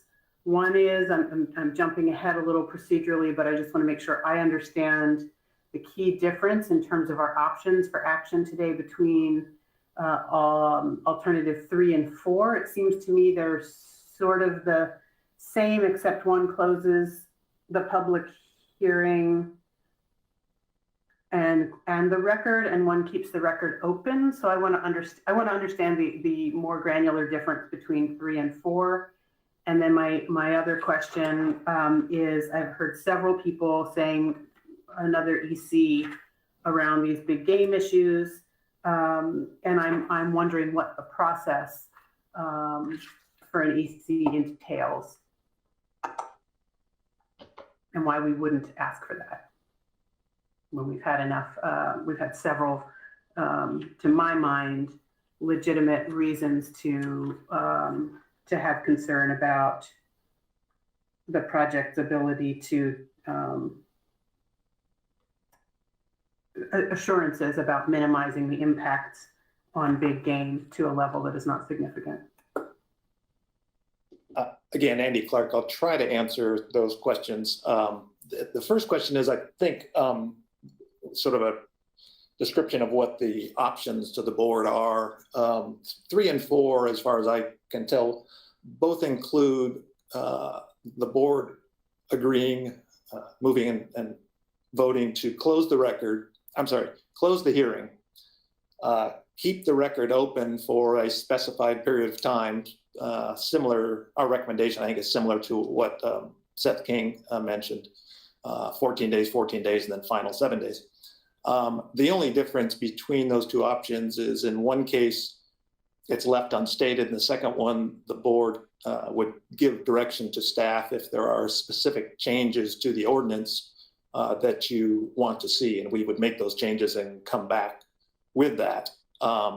We sort of, based on kind of my advice, sort of changed the recommendation mid-tack, only because I didn't think the board was going to be in a position to have a good sense of what they wanted to direct at this point, since there has really been no deliberations.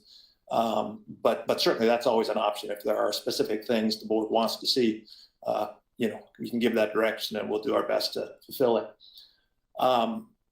As far as the easy analysis goes, the process as I have seen it and understand it, and it may not be relevant here. It's, I think, in my opinion, up to the applicant. That is, if you think an easy analysis is required, they would hire professionals to perform that easy analysis and submit it to the board as part of the evidentiary process. If the applicant does not think one is required, and that is the sense I get from Mr. King's comments, then it's up to the board to decide based on the evidence you've heard and the laws it applies, whether or not it's required. If you think it's required and you don't have it, then you probably can't approve the application. If you decide it's not needed, then there's no process to go through. I disagree to the extent that I understood Mr. Matthews' comments about the process, I disagree to the extent that it's a sort of an open-ended public participation process. I think if the applicant submitted an easy analysis, the record would be left open and people could respond to that analysis with their own rebuttals if there are any. In addition, if the board thought it worthwhile, you could always reopen the hearing, assuming you close it today, and take more testimonies related specifically to that easy analysis. So that's the process as I understand it. Hope that answers the question. It answered some and raised some others. I'm still trying to wrap my head. I'm sorry, Commissioner, do you want to continue, or would you like some time to organize your others? Well, I'm just still not clear. It sounds to me like what you're saying is if we say we don't have the information about big game, we're not satisfied about that, and that the EC analysis would provide it, then it's incumbent on the applicant to either embark upon getting such analysis to us or declining to, in which case then we don't have the information we asked for. Is that right? Is that the summary of the options of the flow chart? I think so. It's always the applicant's burden to carry the proof, the burden of proof on each standard of approval. There's a sort of a question about whether or not the facts indicate that an easy analysis is required. And if this board in its deliberations decides that it's warranted and you don't have it, then you probably have to say, well, we probably can't find that standard has been met because we think it requires more analysis than was given to us. Obviously, the applicant's position, I think so far, is that you don't need to get to that level because there's no showing an easy analysis is required. And again, that's, will be subject to debate and analysis.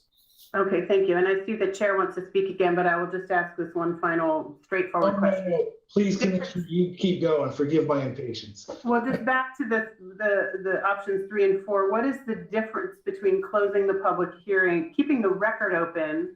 How is that different than continuing a public hearing? That's another procedural distinction I need a little clarification on.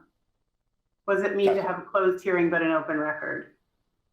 The hearing is what we did today, where you have participation by people for and against the measure, and they testify orally. Typically, they would show up and hear us all, but we're not doing that these days. The record is, in this case, the documents that are submitted for or against the application. Closing the hearing means we're done with the testifying piece of it. Leaving the record open means that people can submit additional material, in this case, to Deanna, Wright, and land management. And once that time period is run, then the record closes, and at that point, the board can go ahead and deliberate and issue its decision. Thank you. So if I'm understanding, an open record continues the opportunity for anyone from the general public to give us their opinion on this matter, and it still becomes part of the record of our deliberation, but they don't have the opportunity to deliver it themselves in this kind of forum. And so it's incumbent on commissioners to read everything that's entered into the record, and rather than sit here and listen to it. Is that correct? Yeah, correct. The open record period has to do with documents rather than testimony you hear. Okay, thank you.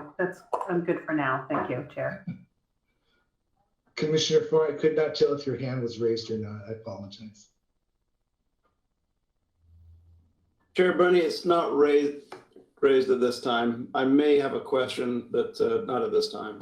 Okay, I'm sorry. I would just like to comment that I think it is significant that experts for said that impacts would not be significant. Experts against said impacts would be significant.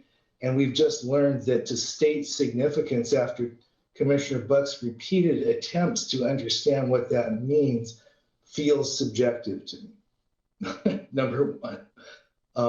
Number two, I don't feel the rest of the commissioners are of my bent, but I fail to see why we would continue this any further without the EC analysis, without saying we really need to understand what these economic, social, environmental, and energy impacts are. I remind us all, just deliberations, just talking, this is a different world with different kinds of environmental considerations than it was 4 years or 10 years or 20 years ago. And this does not only seem to be, were it not an environmentally sensitive area, I don't think there would be this level of analysis and discussion on both sides. And this is also what I find fascinating, a level where all the businesses that have provided input have basically said this would not be good for their business. So as I'm listening to all this and I'm looking at what the remand areas are, I personally, and again, I don't expect the board necessarily to agree, but I personally cannot conceive of moving forward with the application until we have the kind of analysis that tells us the impacts aren't that great, and in fact, quantitatively, scientifically, are not significant to the environment. That's just my 2 cents. And Andy, I guess my question is, I've heard some testimony that says if we do an EC, here's how we have to do it, and I don't think that's correct. I've heard some testimony from you, Andy, saying that if we wanted to do that, maybe we should have a hearing on whether we want to do that. But my understanding is commissioners can say that we feel that's an appropriate next step in this process. So could you clarify that for me, Mr. Clark? I think so, but let me back up a little bit. this part of your question kind of gets at the difference between this quasi-judicial application versus a legislative one. The difference primarily that I'd speak to now is that a quasi-judicial application means that the board needs to come to a decision, yes or no. Legislative, you can just decide not to do anything and off you go. But here, a decision has to be made. And the other important part about quasi-judicial decisions is that the decision needs to be based on the standards for approval. So if everybody except for the applicant thinks it's a terrible idea, but the applicant has met all of the standards of approval, the law says that application needs to be. But if I may, Mr. Clark, do we not have a letter from the Oregon Department of Fish and Wildlife that question that? Oh, sure. That's absolutely right. That gets to one of the standards of approval, and it makes that a real question, both of fact, I think, and of law. And so I think that's it's definitely an issue on the table. The point I guess I was trying to make earlier is that I don't think it's a real option for the board to choose to do nothing unless and until you see an easy analysis by the applicant. I think it's the applicant's choice whether or not they think that's necessary. They could choose to say, no, we don't think legally it's necessary. If the board in its wisdom decides to deny the application on that ground because you don't think that standard has been met with respect to the game habitat and conflicts, then they can, the applicant can appeal that decision to LUBA and say, LUBA, the board was wrong. There is substantial evidence on that issue, and and back we go, another remand. So thank you for the clarification. Sure. Commissioner Buck. Speaking to what council just said at the very end, which was this could easily, and I fully expect, no matter what decision our board makes, this gets appealed by either party again. A little frustrated that LUBA just didn't go through the items and only remanded on the notice, because it's just going most likely to come back to them anyway. So that's a point of frustration for me, but that is the process, and that's legal, and that's how it goes. I find that no party, regardless of the decision that we make, one party will not be pleased and will be frustrated. And unfortunately, that's part of this quasi-judicial process that they put here for county commissioners to make. That said, clearly I understand if there is a denial for this, we have to say why, which item is the denial for. And if we say yes, then the opponents could appeal any of the items that are listed in that we are considering today. Is that an accurate analysis, council?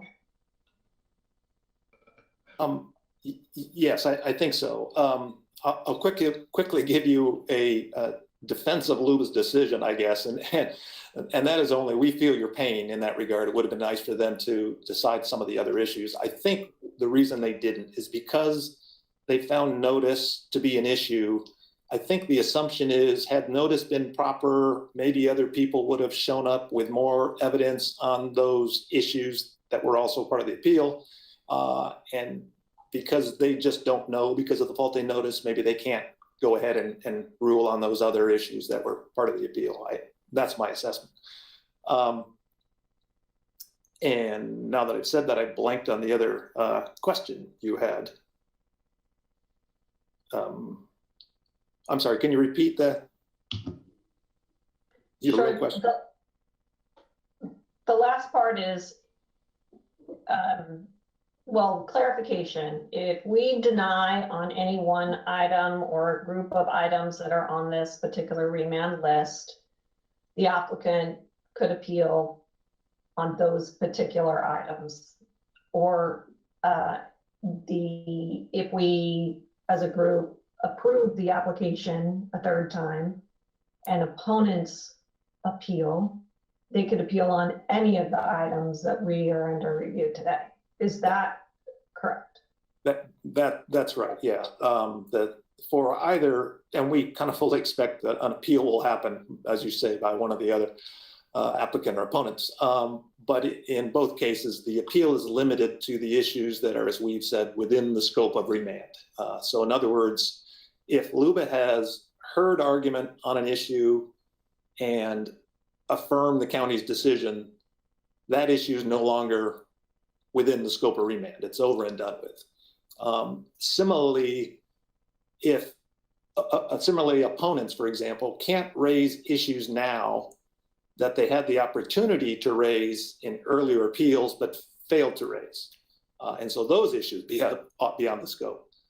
As I said, we've tried to do our best to define exactly what is within the scope of remand. And yeah, it's hopefully a more narrow issue now, but yeah, an appeal would have to be on one or more of those issues.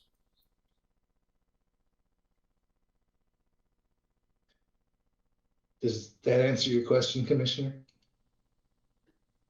For the most part, it wasn't specific if for some reason we deny the application, is the applicant able, does the applicant appeal only on the items that we deny? Or does LUBA consider all of them all over again? No, yes, the applicant appeal, they have to specify what part of the decision they disagree with, and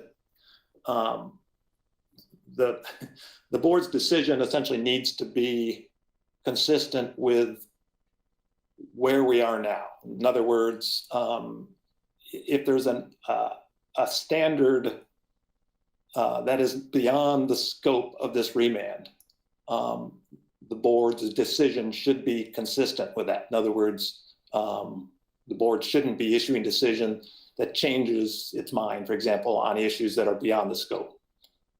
And so what would be left for the parties to appeal on are just those matters within the scope of remand. And if there were, for example, the county affirmed every standard of review except, for example, a big game issue, and denied on that, then yeah, the applicant would be appealing that piece of the decision related to big game, because they wouldn't need to appeal anything else, because everything else, all the other standards, have been deemed satisfied by the board in my analogy. Hopefully that makes sense. Okay. Commissioner Buck, if I could. So I see Commissioner Farr. So, and Mr. Clark, interestingly, this isn't the same board, right, that made decisions that now is defining the remand items. Is that correct? That's right. We've had two different boards of commissioners with earlier decisions. So. Right. So ironically, our hands are tied by previous board decisions. And that's just where we're at. Yeah, I think that's fair legal reading of it. I'm always reminded when I think of these things of Commissioner Dwyer, who's, and I'll paraphrase his statements back to me, which is basically, you're not the boss of me. You can tell me what the law might say, but I do what I want up here. And so all of the commissioners have discretion to rule the way you want, but we just try to give you our best info of what the law is saying. I'm a neighbor of Commissioner Dwyer's, and I'm going to guess his language was a bit more colorful. Generally, yes, but yeah.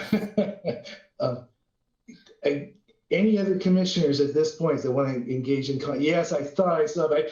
Commissioner Farr, I didn't want to call on you 3 times where your hand wasn't raised. Please.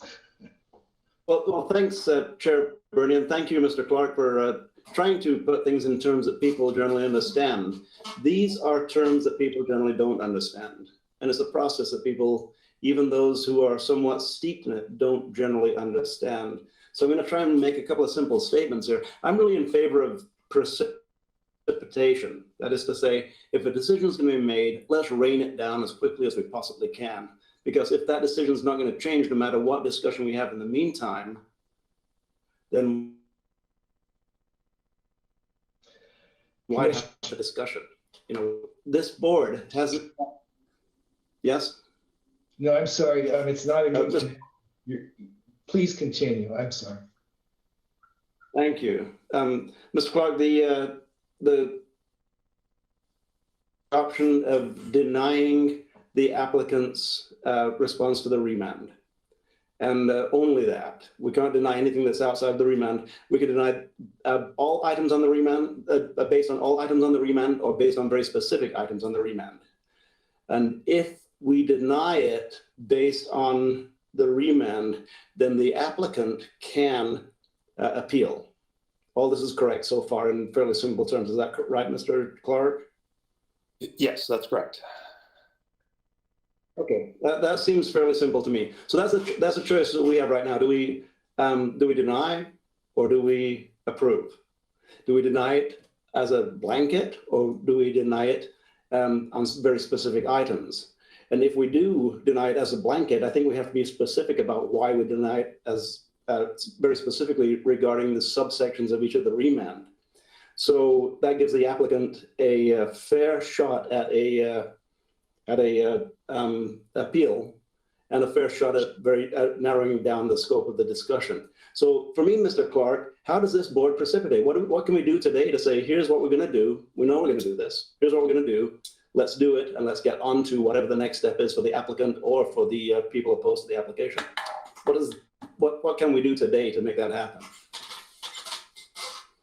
I think, frustratingly, I think to you, probably there's not much the board probably should do today other than honor the request that's been made to leave the record open. And I think probably formally close the hearing if we haven't done that yet. But the state law requires that if a party at the hearing makes a request for essentially more time, the board can either continue the hearing or leave the record open. Our recommendation is, of course, to leave the record open and sort of set the time period for when that happens. Once that's done, I think the board can be assured that it has seen everything it's going to see and can deliberate on that and make a decision.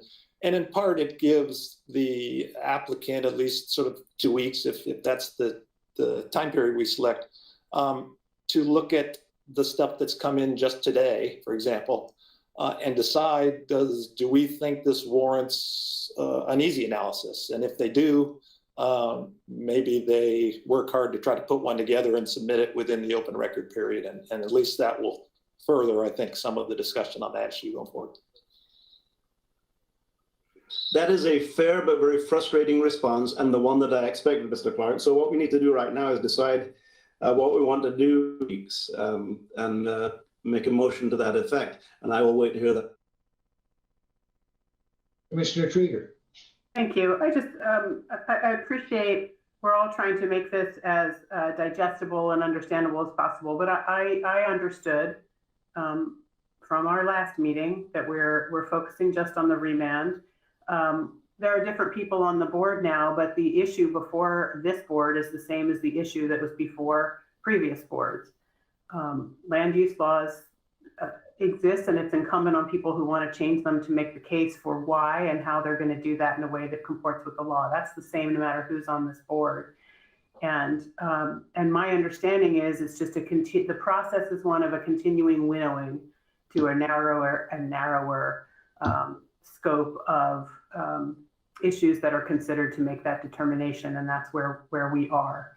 And for me, both as someone who's new to the process, but also to the information, and based on some of the questions and concerns that have been raised about things that are not absolute, and that to my mind, there are legitimate claims on either side of expert ability to assess an impact on a number of issues within the scope of the remand. I need more information potentially, and certainly more time to look at the information that's already available.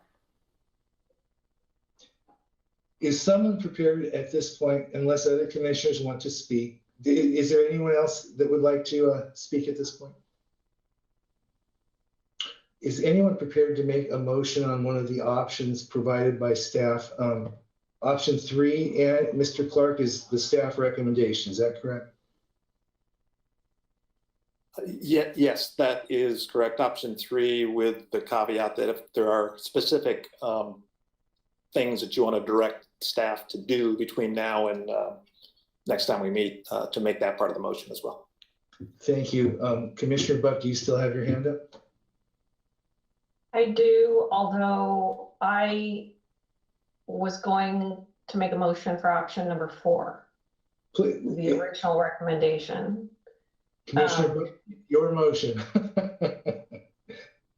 And I'm going to do this because we've heard a lot of public testimony, and I think all the arguments have been laid on the table.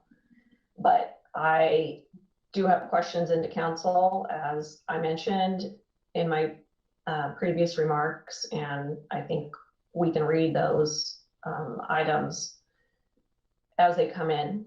So I'm going to make a motion, which is option 4. We'll see how it goes.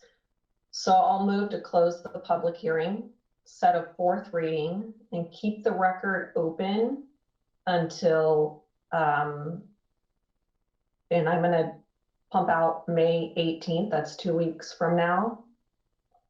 We need Diana to confirm that that's okay.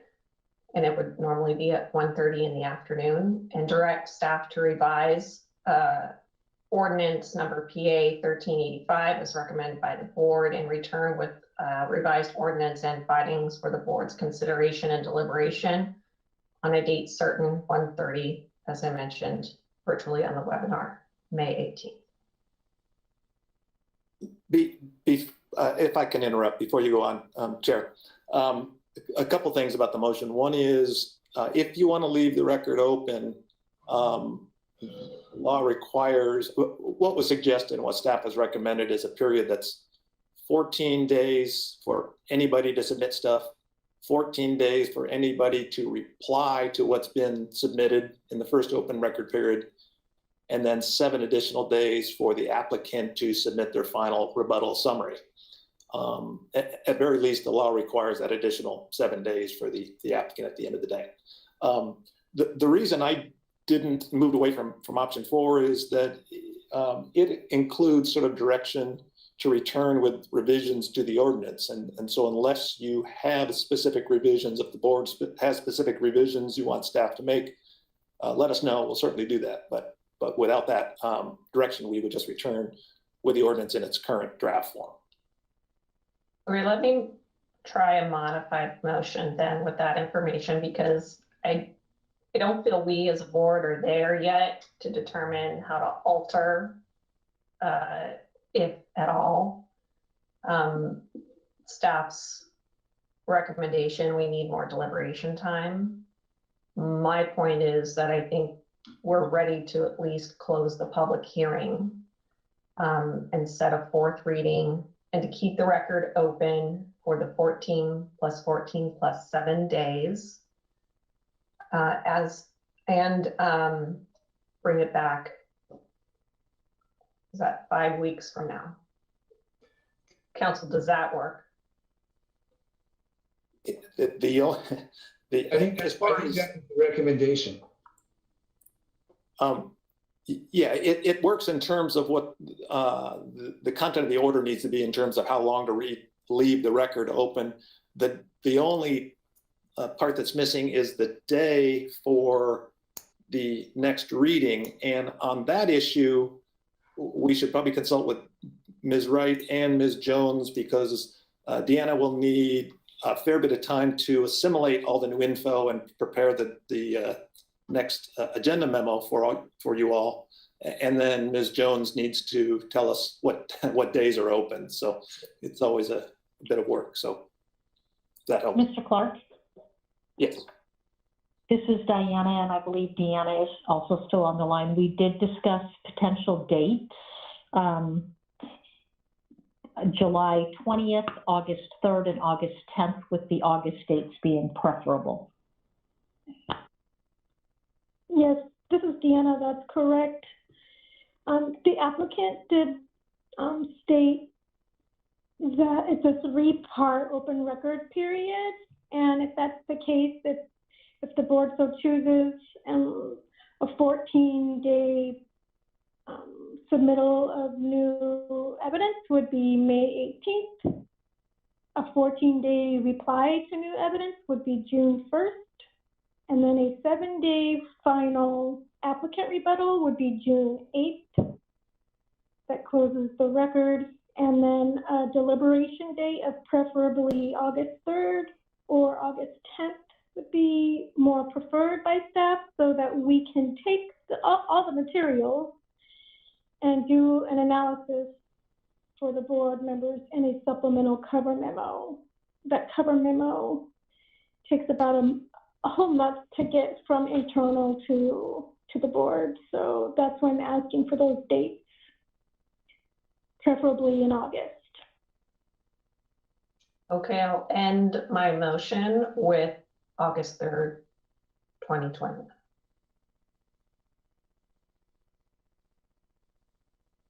And I'm sorry, in order for there to be a second, Commissioner Buck, would you mind just repeating the motion? Okay, I'll try this one last time. Otherwise, we're going to need council to read in the motion for it to be clear. I'll move to close the public hearing and set the fourth reading. That will be August 3rd. Keep the record open with the 14 plus 14 plus 7-day request period as outlined by Ms. Wright. I will second. I'm sorry? I'll second that. Thank you, Commissioner Trieger. I'm going to do my best here, Commissioner Buck. It's been moved by Commissioner Buck and seconded by Commissioner Trieger to close the public hearing, set a fourth reading. I don't have all the dates, but that reading would occur on August 3rd, 2021. Is that correct? Okay. Right. Is there discussion to the motion?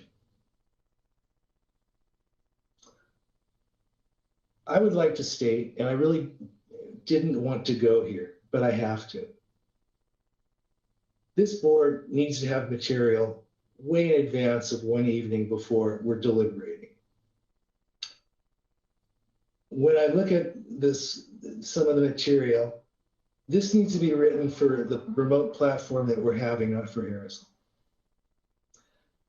Under several of the items, including the one Commissioner Buck was able to grasp, get her mind around, which I was not. There are no dates attached to when those motions would be, and staff work ought to include that so we know exactly what we're voting on and not grappling for dates here. Staff can advise on possible dates is not good enough, at least for this chair. So as we try and get some clarity here, the motion has been made and seconded. I'm going to ask again if there's discussion to the motion before we take a vote. Is there discussion to the motion? All those in favor of the motion made by Commissioner Buck, seconded by Commissioner Trieger to close the public hearing, follow the time frame provided by 5-week time frame provided by staff, but ending in a fourth reading, August 3rd, 2021, please signify by saying aye. Aye. Aye. Aye. Let the record show that that motion was approved 4-0 with Commissioner Bozovich excused. Okay. Thank you, everyone who provided testimony, everyone who dealt with our really trying to dig deep, because we all take this very seriously, and at least we have that direction moving forward. Thank you, Ms. Jones, for facilitating all of that. We are now on item 12, Commissioner's business. Are there any announcements from commissioners? Commissioner Buck. I have one announcement, which is This Thursday at noon, AOC is putting on a infrastructure package forum with our Congressman Peter Fazio. I've been asked to participate in that particular forum to discuss transportation issues for Lane County. It's for all commissioners to attend. Unfortunately, there's a Metropolitan Planning Committee meeting at that exact same time, so hopefully it is recorded. But I'm just asking folks to tune in if you're interested in that information. Thank you, Commissioner. And as you know, I'm bummed because I will be chairing the Metropolitan Planning Commission meeting at that time. I'm sure it'll be recorded. Commissioner Farr.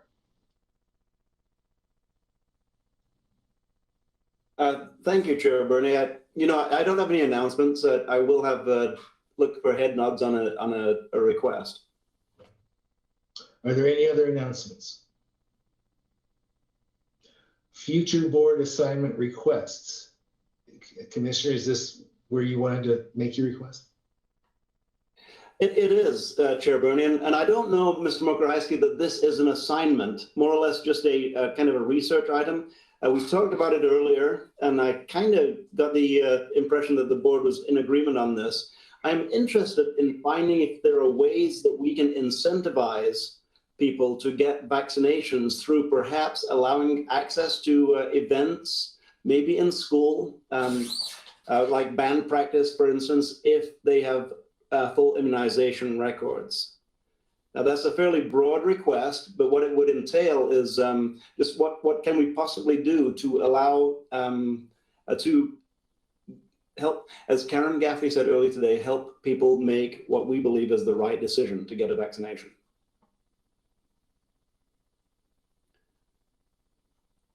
So with that, I'm just asking for just general research. Ms. Gaffney this morning did indicate that that is something that they would look at, but I'm kind of formalizing that with this this follow-up request at this particular point in time, Mr. Mokrajewski. Mr. Mokrajewski, were you going to respond? Because I do see Commissioner Krieger would like to say something. Yeah, I was just going to try to get clarification on whether or not it's an assignment, so I'm happy to hold on that. Commissioner Krieger, were you going to speak to this? Yeah, I was. Thank you, Chair. I was just going to ask Commissioner Farr. I think as I'm thinking back to what feels like a very long time ago, but was just this morning's meeting and this conversation, we had some conversation with public health more broadly about sort of longer term planning and community messaging around vaccine encouragement. And if Commissioner Farr is amenable, I think it would actually. I think they're planning on doing this anyway, so it should be a pretty simple assignment. But asking for public health to bring back to us sort of an array of what their ideas are and what they're learning from other communities based on best public health practice around making the healthy choice the easy choice, but in this case, as it relates to vaccine, because there may be an array of ideas and options, incentives, and also just sort of policy or structural changes that we could be implementing to encourage more participation in vaccine. So I don't know if that makes it makes it a little broader, but it's inclusive of the specific strategy that Commissioner Farr brought up, but it is a broader hearing back from public health with an array of ideas and options for us to consider. And I'll say, Ms. Mokrajewski, that is basically what Ms. Gaffney alluded to this morning when I asked this question. And it could involve things like allowing participation in band practice, preschool, etc.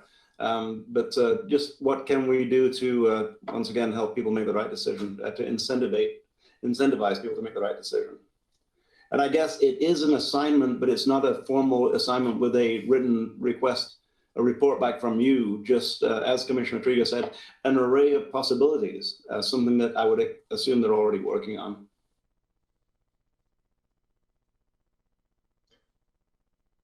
Is there any further discussion on this, or Commissioner Farr, is there a need for head nods here?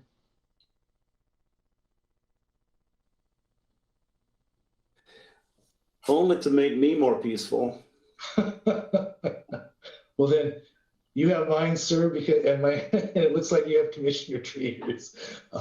And I won't speak for you. Yes, Commissioner Trieger.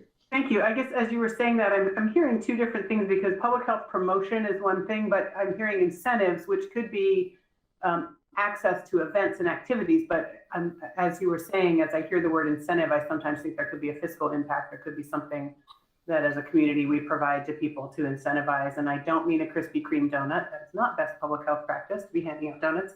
But I wonder if that's any part of what you're asking for, Commissioner Farr. Nothing that would entail any financial output by the county. You know, Mr. Adams this morning suggested that gift cards were contemplated. That's not what I'm talking about. I'm talking about more access to events, allowing people with a vaccination card to go someplace to do something that they otherwise may not. So we can send pictures of outdoor activities, as Mr. Adams said, and say, you can go here, but you got to be vaccinated. So I guess that's just whether it's within, we're still under state guidelines, and so we can't grant people access to something that a state guideline prohibits their access to. In terms of Precisely, and that is the nature of my request: is where can we, where is that no longer offer that kind of incentive? I don't mean to interrupt. No, that's fine. I think we're all on that page, and forgive me, Commissioners Farr and Trieger, but your discussion prompted me just to also think, you know, we're about to be looking at, Mr. Mokraheisky and department heads are about to give us some thoughts on how they think it makes sense to use some of the American Rescue Plan resource allocated to our county. We also, Steve, please correct me, are going to be looking at what other resources in that legislation and others are we going, do we have the ability to also apply and compete for? And I think it would be, is that correct, Steve? Yeah. Okay.